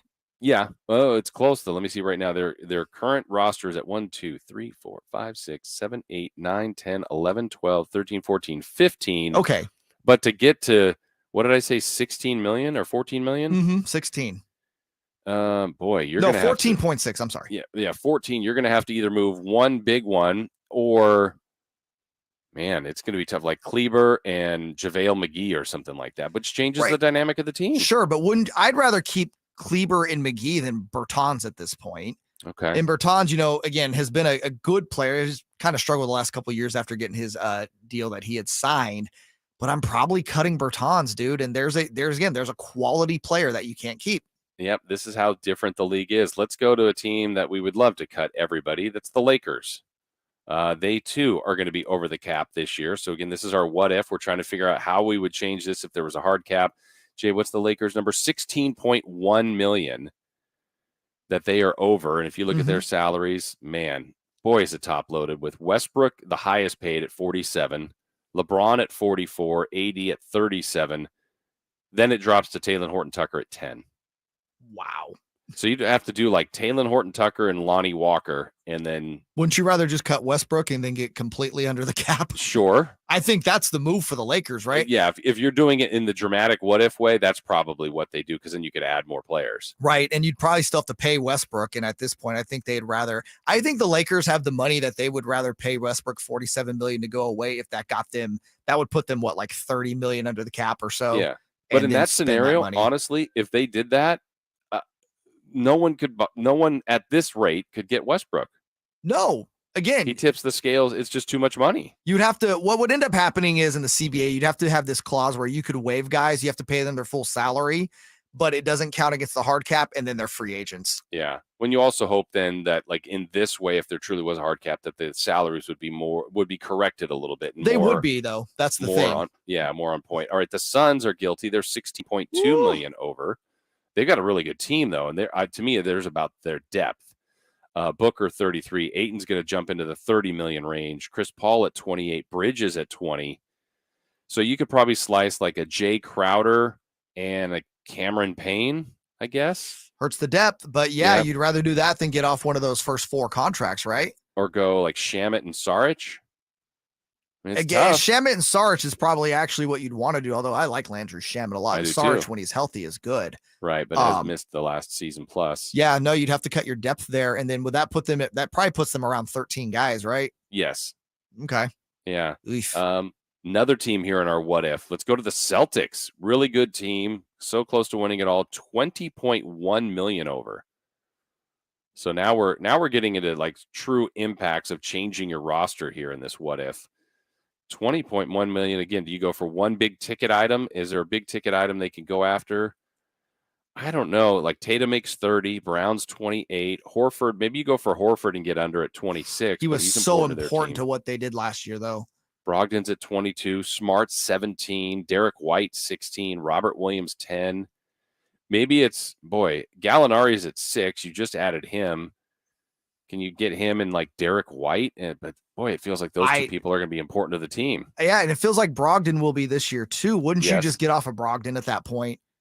I guess you got to keep some last year. Yeah, and you didn't have him last year. Keep your depth. Gallo's your ad. And what's going to be interesting, Jason, when we conclude all of this, is how many guys we put back out there in the free agency pool that would again help the parity of the league. Yeah, let's get a few more here. Bucks at $23.6 million.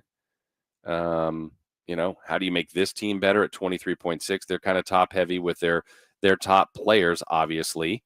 In Giannis, let's see where Giannis is coming in at contract wise. He is at 42, Middleton at 37, Holiday at 33. So you could go Lopez at 13 and maybe like Portis. Would you rather lose Lopez and Portis than Holiday? Yes. Okay, so let's cut Lopez and Portis again. Now we've put another 2 quality guys back on the free agency market. Yep, but that's there's the 23 million. Who's our next team on our list? The Nets at 31.2. The Nets at 31.2. This team is a mess. You think? 31.2 for the Brooklyn Nets. Let's see. We got to cut $31 million in salary to get into our what if. Durant's 44. I think you just do Kyrie. You just cut Kyrie, and again, now you're putting Kyrie back out there on the open market. Yeah, I think that's the quick fix. You'd be $5 million under. You could add a little bit more. You get rid of Kyrie, and then who goes and gets Kyrie? Who's next? After the Nets is the Warriors at 36.5. Wow. So the champs, 36.5 over. Let's go to them. They're constructed pretty well here contract-wise. You go Curry at 48, Thompson at 40. You could go Wiggins, who's expiring at 33, and then put in another $3 million player. Or like Patrick Baldwin, your draft pick, something like that, and then you made it. Yeah, because I don't think there's enough guys towards the bottom of there that would add up to that. So, yeah, you have to cut Wiggins. Man. Now you're talking about a guy who was a first-time All-Star, was a huge part of that team winning the title next year on the open market again. Yep. And then our last team, the biggest infraction team going into this year is the Clippers, who I think have amazing depth. What are they over, Jay? 41? $41.7 million over the cap. Wow. Their highest paid players are Paul George and Kawhi Leonard, both at 42. Oh, you're going to have to do some work then. It's probably like a combination of like Norman Powell, Marcus Morris, and like Luke Kennard or Covington. I mean, they're going to have to get rid of 3 prominent players or Paul George or Kawhi Leonard. But can they? Because I don't think you have a minimum roster at 13 at that point. Yeah, I mean, well, then you're just looking at, you the gotta go bottom top of their heavy. roster is Xavier Moon, BJ Boston, Jason Preston, guys that are just bench fillers. Won't matter. Yeah. You have to go with someone up top. So how different would the league look if just kind of through this exercise, man, Think about not only the players you put back in, you hope you correct contracts, but some of those big ticket items, like if Kyrie got put out there, who else? Westbrook got put out there, who can take them on? I mean, at that point, right, those guys are getting paid by their former teams under our rules where you waive them. The former team has to pay them, but they don't count towards the cap anymore. Yeah. At that point, they're going out there and they can sign for minimum deals, right, with the team they want. Yeah. And then there's going to be teams. Someone will take a flyer on Kyrie at that point. It would completely change the dynamics of the league. And I'm not sure in a bad way, Jason. Yeah, I really don't think so. One of our texters or YouTubers sounds like the talent level of contenders would get watered down. Conversely, the league would benefit from more talent available in free agency. It could be. I mean, I don't know how much movement you would have.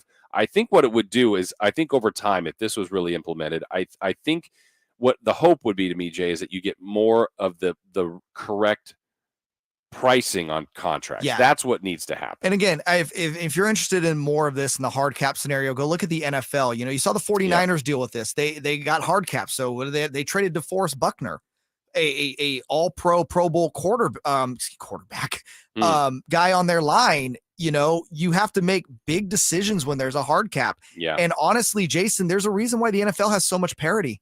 True. It's because of the hard cap. That's true. And maybe that's part of the draw of the sport. Who knows? I know maybe only one game a week for each team, that part too, but it's well done there. All right. Who else and who asked for more award shows? Well, apparently ESPN. The ESPYs are back tonight. What else is going on in the slowest sports day of the year? We've got that and more as we continue.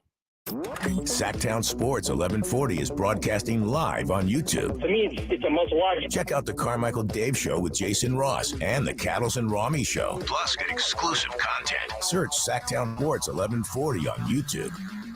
Hi guys, it's Andrew. Are you struggling with ED and sick of the pills? Well, today, Wednesday, July 20th, we're running an unprecedented one-day special you won't want to miss out on. Coastside Clinic uses the most powerful form of wave therapy. This is a technology clinically shown to repair blood vessels and improve blood flow. My favorite part is that we can get rid of your ED without any pills or side effects. If you're ready to transform your love life, grab your phone. Today is your day. Call us now and you'll qualify for the assessment and ultrasound totally free. You'll also get a gift that can produce powerful results to intimacy. You're going to love that. And today only, we're offering 5 tune-up treatments to our patients free. This is our most lucrative offer ever, worth $1,000. But call today, Wednesday, and get it totally free. 916-603-2000. That's 916-603-2000.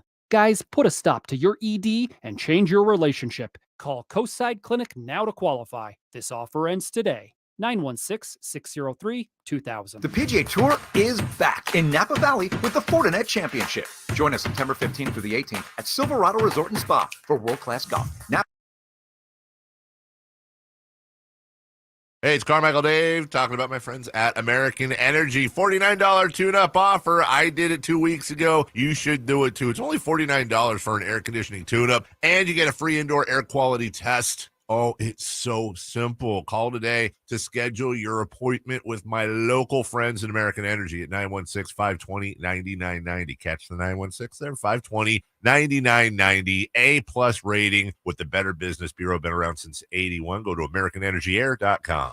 When the world's best players get fitted for new golf clubs, they want to see their ball flight outdoors. Why should you settle for any less? The Hagen Oaks Player Performance Studio is the area's unquestioned leader in delivering a new age of golf club fitting to Northern California. With 14 trained, skilled professionals to show you how to hit the ball farther and straighter, satisfied customers have increased their yardage, improved their games, and gained confidence. Call 916-808-2531 to get started. That's 808-2531 for longer, straighter drives. MVP's bonus days are here for pros. For 12 days, pros save big and MVPs get even more. Because MVP's Pro Rewards members can earn bonus points to redeem for rewards. Earn points on every dollar spent up to $1,000 and get up to 3 times more points when you shop select brands and products. Find MVP's bonus day savings from July 11th to the 22nd in-store and online. Exclusively at Lowe's. Exclusively for pros. MVP's Pro Rewards program subject to program terms and conditions. Details at Lowe's.com/L/Pro Loyalty terms. Subject to change. Shop a dealership you can trust. Folsom Lake Kia, over 20 years right here in Sacramento. Save big on your favorite new Kia models and get low interest financing. Visit my friends at FolsomLakeKia.com. The PGA Tour is back in Napa Valley with the Fortinet Championship. Join us September 15th through the 18th at Silverado Resort and Spa for world-class golf, Napa hospitality, and powerhouse performances by Cole Swindell and One Republic. Secure your tickets now at FortinetChampionship.com. Got a take? Make sure it's a hot one. Take a shot right now. Call or text at 916-339-1140. The Carmichael Dave Show with Jason Ross on Sactown Sports 1140.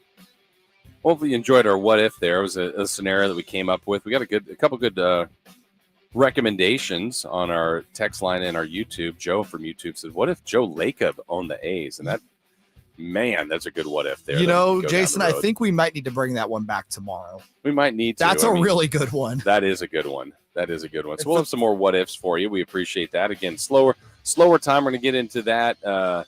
As I told you, Jay, I've been quarantined, isolated to this room. What I did bring into this room, this guest room here in the house, was my cards. Yes, this is my favorite segment of the show. And if you're not on our YouTube, Sactown Sports 1140, subscribe first. First thing you do. We need more subs. Hit the subscribe button. You guys do a great job interacting, and we love you for it. But viewing the show is better than just listening to it because you get to see Jason Ross's baseball card collection. So I went for the I had a little bit of a theme today. This is different. I had the binders, they're still over here, but I was going through a few more things yesterday. I found what I would call the randoms.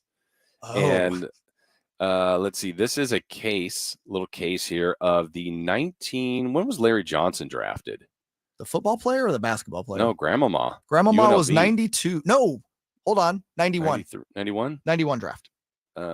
He went first to the Hornets. A fully enclosed case of the draft picks, never been opened, with Larry Johnson, Grandmama on the front. Okay, can I guess who's in there? I don't even know. I haven't opened it, but what's that draft class? So that draft class, oh God, Jason, that draft class is iconic if you're a Sacramento Kings fan. Okay. Who did they take number 3 that year? Oh, is that Billy Owens? Okay. Yes, William Owens. He's in there. You should have a Dikembe in there. Okay. Stacey Augmon, I believe, was in that draft. Okay, now I'm looking at it. Kenny Anderson. But if we're looking at Hall of Famers, it's Dikembe. Who else? That's it. Okay, it's not that great. So, yeah, Larry Johnson, Kenny Anderson, Billy Owens, Dikembe Mutombo, Steve Smith, good player, good. Doug Smith, Luke Longley, Mark Macon, Stacey Augmon. There it is. Plastic Man.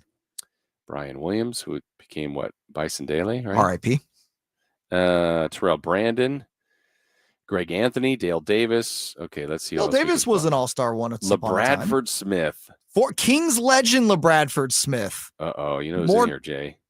Rick Fox. Yeah. Stay that close. Boston Celtic Rick Fox. All right, so that's a rando. Wouldn't you agree? That's very random, actually. I want to say, Jason, I believe I have the same set. Okay. Honest to God, I don't know if I still have it. Anything, but I have it. It's closed. It's not worth the damn thing. In Southern California, as a kid, when I'm growing up, big fan of this guy at the time, and came onto the scene fast, and then just kind of fizzled out. Wally Joyner. Oh, the great Wally Joyner, rookie year All-Star, and never made it after that. But I ordered at some point, maybe it was a card show, the Wally World set. This is him at BYU.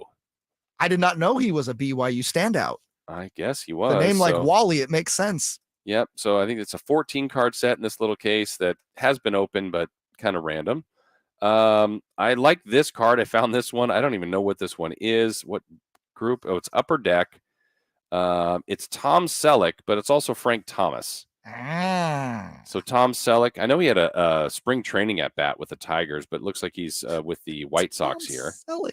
Wait, is that it? Did they put that? Oh, he's when with the he- Yankees. Excuse me. Is that his Yankees uniform from Mr. Baseball? You know what? Maybe that was Frank think Thomas in that's- Mr. Baseball. What was that? Was Frank Thomas in Mr. Baseball? 'Cause it looks like Frank Thomas is wearing a Yankees uniform. I haven't seen that movie in so long, but yeah, I mean, Tom Selleck played for the Yankees in Mr. Baseball before playing for the Dragons. Okay, the Dragons. Here's a good one. I think random. Danny Ainge. Is that Member of the Blue Jays? Oh, that's awesome. 1981 Donruss. I did not know there was a Danny There's a Ainge glare, sorry. Blue Jays card out there. That's fantastic that you have that. Yeah. That's really good. Sorry about the glare. Ryan in Sactown says, what if Jay Ross was offered an autographed MJ rookie card for his entire collection? No, not the whole collection. Really? Nah. Come on. You could sell the MJ rookie card and then make any collection you want. Autographed rookie? Okay. I'm going to go into autographs. I got in a stage here, Jay, where one of my friends when I was growing up talked about how, you could send self-addressed stamp envelopes to these guys and get autographs back. I'm like, really? Didn't know that. So obviously I was a fan of Joe Hesketh. I The don't Joe know. Hesketh card. Yes. Got an autographed Joe Hesketh. Not- Dave Magadan. Dave Magadan, Mariners legend. Devon White. Devo, Dodgers Devo. legend. Yeah, was he a Dodger? Yeah, he played for the He's Dodgers. an Angel. Okay, there's a couple. Ron Darling, who elected not to sign on the front, put the back. Thanks, Ron. Yeah, Ron Uh, can't. Ron's so handsome. He's not going to cover his face with ink. Davey Johnson. Why? Oh, I sent one to man. the Mets manager as a kid. Who knows? That There's a had to few be more. around 86 that you did that. Yeah, Steve Buechele, Chris Brown. Again, random The singer? autos. Let me show you the last two before we move on here. This one, I think, definitely qualifies as the most random. I think I went to one, maybe two of these games in my life when they were here. The Sacramento Surge, but it looks like I got a complete set of Sacramento Surge cards. I wonder what those are going for on the open market. That was my question to you earlier. Like, this is either going to be worth everything or 2 cents. I'll give you a quarter for them. You got a deal. Nice. And then the last one, this one was given to us as media members. The Kings did a good job with this just a couple of years ago. I thought this was clever. I don't even think it's an official, how many people really have this. So it might be worth something. Who knows? But when you're trying to, when people are trying to campaign for MVP or Coach of the Year or different things, they sometimes give out little trinkets to the media. Well, we had this on our desk one of the games, the Kings game, and it's a Tyrese Halliburton. That's cool. Yeah, kind of hyping him up for the Rookie of the Year, which he didn't win, but still Tyrese had a great year. Raise it up a little bit for me. There you That's go. not glare. Is it too bad? I love the rated rookie in the corner. Yeah. That's nice. Yeah, I got a couple Tyrese rookie cards. I don't have that cool one though. Yeah, but this one I think is like I don't think it's a brand of anything. I think it's kind of Kings made. So I don't know, unique, different. So there you go. Like the Dean, Kings, unique and different. Yes, Dean's asking if I have a Cal Ripken rookie card. I do. Not handy here, but I do. We'll have more card presentations throughout the week because when you're quarantined, Jay, you got something to do, and that's what I've been doing. Jason has reorganized all of his card collections 37 times now. Yeah, but you find new gems each and every time. Tonight, Gems in air quotes, right? Yes, the gems like the Sacramento Surge cards, Or like the Dave Magadan. yes, or the Tom Selleck. I think the Tom Selleck is the gem of all your gems. I think it is pretty cool. It's pretty random there. The ESPYs are tonight. Steph Curry's going to host. Yay. I think Steph will be fine. I think, to me, I don't know. The ESPYs are fine. The ESPYs suck, Jason. Let's just call it what it is. Well, to me, it's a lot of it. It's a little bit like other award shows. What is the monologue? Can I laugh? Like Steph, I don't feel like. I think you have to be edgy and take shots to some. You don't have to, but I think that's where some of the humor can be. I don't picture Steph doing that, but he's going to have writers for him. When I went through the list of people that had hosted the ESPYs, this actually kind of surprised me. Let's see. Let's go down the list in order of when this started. Dennis Miller is hosted. John Goodman. Tony Danza. That's still my favorite. I definitely did not see that one. If I do, I don't remember it. Jeff Foxworthy. This one I remember. I'm a big fan of his. Rest in peace. But he was aggressive. He went after athletes, and it was uncomfortable. But it also was funny, I think, at times. Norm Macdonald. Yep. Samuel L. Jackson is hosted in like 3 different times. Like, he's hosted many times. Jimmy Smits. That's Jamie another Foxx. random one. Yeah, it's definitely. Jamie Foxx is just super talented. I bet he was good. Matthew Perry, that's kind of random. That's coming off of a Friends run, though, so that makes sense. Friends is iconic. Lance Armstrong. LeBron James and Jimmy Kimmel together. Justin Timberlake, he's super talented. Seth Meyers, Rob Riggle, John Hamm, Drake, Joel McHale, John Cena, Peyton Manning, Danica Patrick, Tracy Morgan, and then a couple years ago was Russell Wilson, Megan Rapinoe, and Sue Bird, and then last year Anthony Mackie. All of those fine on their own, except the two that really stick out to me: Tony Danza and Jimmy Smits. Yes, definitely random. They might have been great. They might have been fine. Just that does seem random. I'm trying to think. The only thing I can think of with Tony Danza that might be it, and I don't know the year, so I don't know. I don't know if Disney owned ESPN at the time, but remember Tony Danza was in Angels in the Outfield. Okay, but and that then would I have think, been in the 80s or 90s. No, that's the 90s. Tony, okay, February of 96. So it's either that or he also was in that movie where he quarterbacked the Eagles, which I think was a Disney movie. Okay. So maybe there's some cross promotion going on there. That's the only thing I can think of with Danza. And then Jimmy Smits, I have no idea other than he has just one of the most iconic voices ever. Yeah, let me look up Angels in the Outfield. So we'll see if that's close to 96. You think that's around then? It's a little before. It's probably like 94.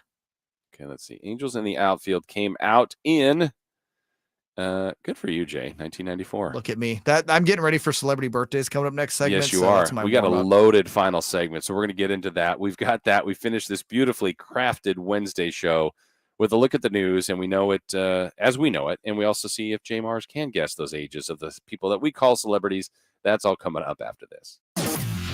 You want more Kings coverage? Sactown Sports 1140 is giving it to you. You know, you'll be watching and thinking, man, like, I guess Keegan, he's maybe not as good today. And then you look up and he's got, 12 and 8, and it's, the second quarter, and he is just so calm, so efficient. I think it's absolutely what Sacramento needs. I think there's this sense that something special is starting to fall into place. Log on to SactownSports.com for exclusive content. SactownSports.com. When there is trouble in the bedroom, it can hurt more than just your confidence. It can hurt your marriage or dating life. Not knowing if you'll be able to perform at any moment doesn't help either. Pacific Men's Clinic can help. Go to the clinic that specializes in one thing, making your love life the best it can be by solving the problem at its source. Pacific Men's Clinic's non-invasive procedure. It's safe and pain-free. Call 916-545-7577 for your free consultation now. That's 916-545-7577. Jim Gaffigan Live in the Fun Tour. Some people are like, you should never lie to a child. When you have kids, you lie to them all the time. You're like, you wouldn't like this ice cream. It's very spicy. I'd share, but Santa said I can't. Now, why don't you go to sleep so I can wrestle your mom? Jim Gaffigan, a night of all new material. Saturday, August 6th, Thunder Valley Outdoor Amphitheater. For the summer concert schedule and to purchase tickets, visit ThunderValleyResort.com. Great, and the purchase markets are doing this thing and that thing. Shelby, as I always say, you're the captain of the ship that gets everybody through those waters. What's going on over at United Wholesale Lending? We are heavily focused on purchase business right now. This is the time of year, I know. You would think more people go and see houses, but how is that working as opposed to rates scaring people? Are we still seeing that huge influx of people going out there? Well, there's some more inventory that's coming onto the market, and the market is shifting from a seller's market to a buyer's market. Even with the interest rates going up, now the market is kind of softening up and making it easier for home buyers to get their offer accepted and also to get a better deal. You can pre-approve them on the phone in under 15 minutes without even running their credit.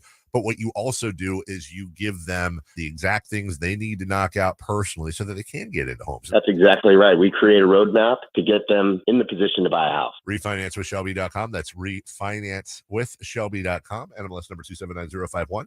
BRA number 01864354. I'm in the great outdoors doing a little Dodge watching with Vince Bloom, the big guy at Lasher's Elk Grove Dodge. Would you look at that? Those are some pretty high-powered binoculars you got there, Vince. Yeah, I use them to spot all the Lasher license plates. lots on Ram trucks out there. Well, there's bound to be a lot because during the Make This the Summer event, you're offering $12,000 off MSRP on over 35 new 2022 Ram 1500 Bighorn Crew Cab 4x4s. That's a great deal. I know. Hold on. I see another one. Another crew cab? I think so. Odds are it's another Bighorn Crew Cab 4x4. After all, $12,000 off MSRP means they start at only $38,940. Ah, he's taking off. You lose him, Vince? Oh, no. Just another happy customer migrating back to Elk Grove Dodge. Save $12,000 off over 35 new 2022 Ram 1500 Bighorn Crew Cab 4x4s, starting at just $38,940. Only at Lashes Elk Grove Dodge, in the Elk Grove Auto Mall, and online at elkgrovedodge.com. Include $6,500 in California National Chrysler Capital Conquest and select inventory retail bonus cash. Must finance the Chrysler Capital OAC and have qualified vehicle for at least 30 days. Set within 347916 ends 8122.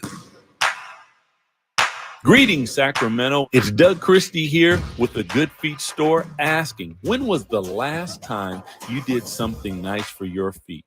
If you're like most people, your feet get attention only when there's a problem. That can mean something painful, maybe real painful, like plantar fasciitis. That was me. I counted on my feet to make a living, but ignored them until almost too late. Fortunately, I found the Good Feet store, got my free personalized fitting and test walk, and in 20 minutes, I left with my expertly fit Good Feet 3-step arch support system. The pain was no more, and my feet have never felt so comfortable.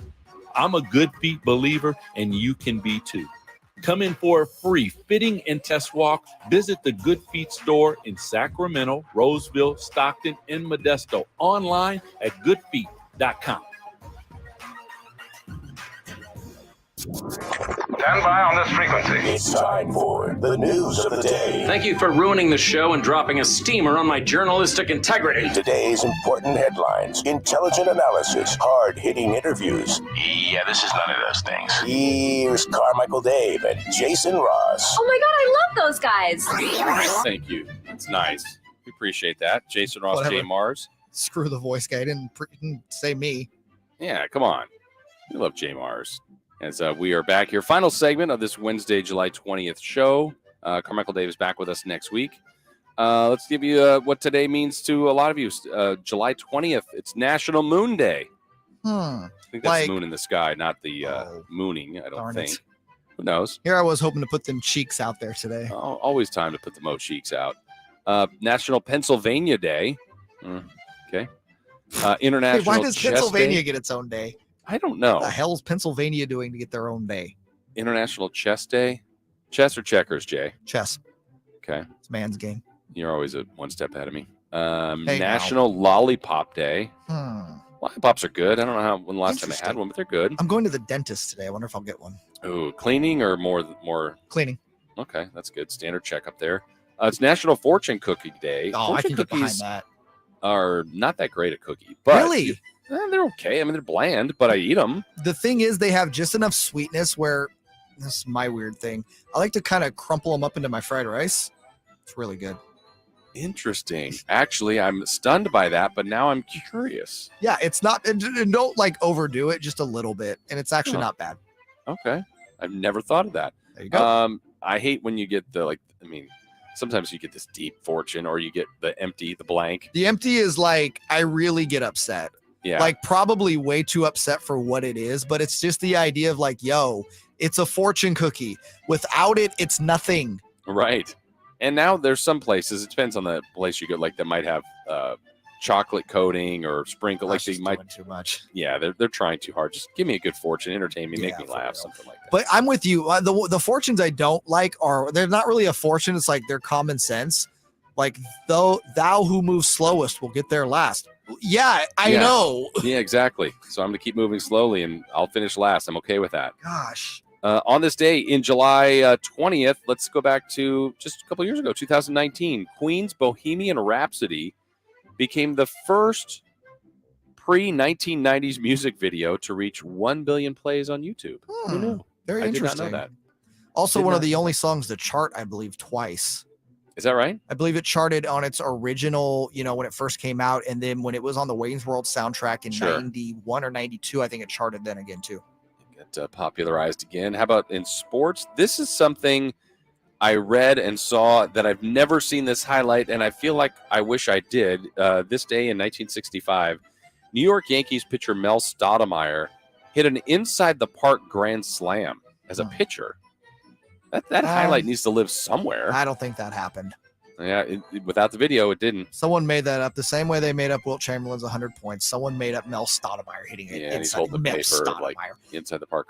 Here's my thing. Where would he have hit that? Oh, wait, no, there was no DH then. Never mind. Okay, Right. that makes sense. Yeah, but still, a pitcher hitting an inside-the-park grand slam, pretty cool. 1976 on this date, Hank Aaron hit his 755th home run and final home run off Dick Drago. I have a card of Dick Drago. Dick Drago. Yep. Yvonne's dad. Yes. 1994. Okay, we get a little dark here, but OJ offers a $500,000 reward for evidence of his wife's killer. Did he pay himself out?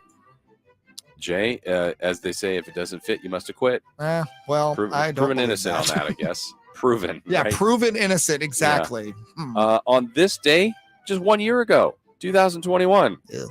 the Bucks win the NBA title behind Giannis, and I say behind Giannis in Game 6, 17 of 19 from the foul line, 50 points, 14 boards, 2 assists, 5 blocks in the deciding game. I think he's going to be something in this league, possibly a Hall of Famer. That's a man's game right there. All right, let's go with some movies that were released on this day in July 20th, 1998. A young JayMarZZ, were you watching The Parent Trap with Lindsay Lohan? I did not. I did see the original one, though, once upon a time. But I've never seen the Lindsay Lohan one, which I believe is with Jamie Lee Curtis as well. No, that's something else. Oh. Freaky Friday. Same thing. Yeah, where they switch. Okay, let's go with this date. We mentioned this movie off the air, I believe, the other day. 1984, July 20th. Never Ending Story. Love the Never Ending Story. Great soundtrack. I mean, great soundtrack. Just the theme alone, you would have Yes. bought the soundtrack back then, right? Yep. The Never Ending Story, 1984. Told you that story before, Jay, but I don't know if I told our audience. I had that song in my head back in 84. So I'm a young, I don't know, little leaguer or pony baseball, whatever it was. And the song was in my head, and I had one of those days I think I got a hit every time, like 5 for 5. Just, I don't know, it was like if it's a zone or you're just thinking about different things, and it was great. I had just one of those great at-bat days all day long. Because of the Never-Ending Story? Well, it was just, that was the thought I had in my head. I'm looking at the picture, and for whatever reason, I don't know if it happened to anyone else, where if you're golfing or you're doing some sort of sporting activity and you've got a song in your head. I mean, how can you top this? Oh, boy. But it's whenever the hook came up, that's what I was always singing. And I'm just seeing the ball clearly, and I'm just peppering it to all fields. I go 5 for 5. Then throughout the rest of my baseball career, whether that was junior high into high school, trying to play at Davis as well, when I was in a drought, Jay, I would start to strum up this song in my head. You're not kidding, are you? I'm not kidding. This is factual. It didn't work. It was a one-time, much like it's a one-hit wonder. It was a 5-hit wonder for me. Here it comes, Jason. Here it comes. This is the part I was saying. I was locked in, Jay, on that night. You have been killing it today with your stories, Jason. Between the baseball cards, being 6 years old in the Forum Club, and the Never-Ending Story, and don't forget throwing a football on the freeway. On the freeway, like. Lived a little, I guess. Look at you. You've lived a life. You have hid so much of this about you. I'm a little disappointed. Well, I could tell you what else I was doing on this date, Jay. July 20th, 1984. That same time the Never Ending Story was out, I was in the theater watching Revenge of the Nerds. I have never seen a Revenge of the Nerds movie. I hate to admit that. I've only seen the first one. I think there were multiples, but yeah. First one's a classic. John Goodman's in there. Timothy Busfield's in there. John Goodman, host of the ESPYs, John Goodman. Yes. Let's see. What else happened on this date movie-wise? 2012, The Dark Knight Rises came out. Oh, my gosh. Of course, that, sadly had a same-day tragic shooting, I believe. Was that Aurora? Yeah. In Colorado, right? Yeah, I saw it the night of. I saw the midnight showing at the oh, man. IMAX Theater downtown, and I remember coming out of it because I enjoyed the movie, logging into Twitter, and that was all over the place. Awful situation there. Also on this date in 2007, I Now Pronounce You Chuck and Larry. Did you ever see that? I saw parts of that. I didn't find it very funny. I think I actually started it and turned it off. Yeah, I was entertained. Sandler really had a drought for a while, man. I'm a Sandler fan. Oh, I love Adam Sandler. I love 90s Adam Sandler, but man, he really, you got to admit, he went through a drought Yes, he did. Yes, he did. All right, Jay, now the segment that everyone waits for. They play at home. They play in their cars. They challenge you. They have their own mental challenge. It's celebrity birthday time. Yeah. Let's see how you do today, because there are several good names celebrating birthdays today. Congratulations and happy birthday to Sandra O. Sandra O from Arliss. Oh, good poll. See, everyone was going to think I was going to say Grey's Anatomy. No, I remember Sandra O from Arliss. Wow. How old is she turning today? Sandra O is 58. She is 51. You've aged her quite a bit. Sorry, Sandra. That's my fault. Happy birthday today to model, wife, Tom Brady's other half, Gisele Bündchen. Gisele is, I'm going to say 41. Very good. 42 today. Darn it. 42. How about Julianne Hough? Julianne Hough. Remind me. Dancer, entertainer. Julianne Hough. I know the name. She was in the new Footloose. She's Never been saw in it. like those dance shows. I don't know. If you don't get just shot in the dark here. 47.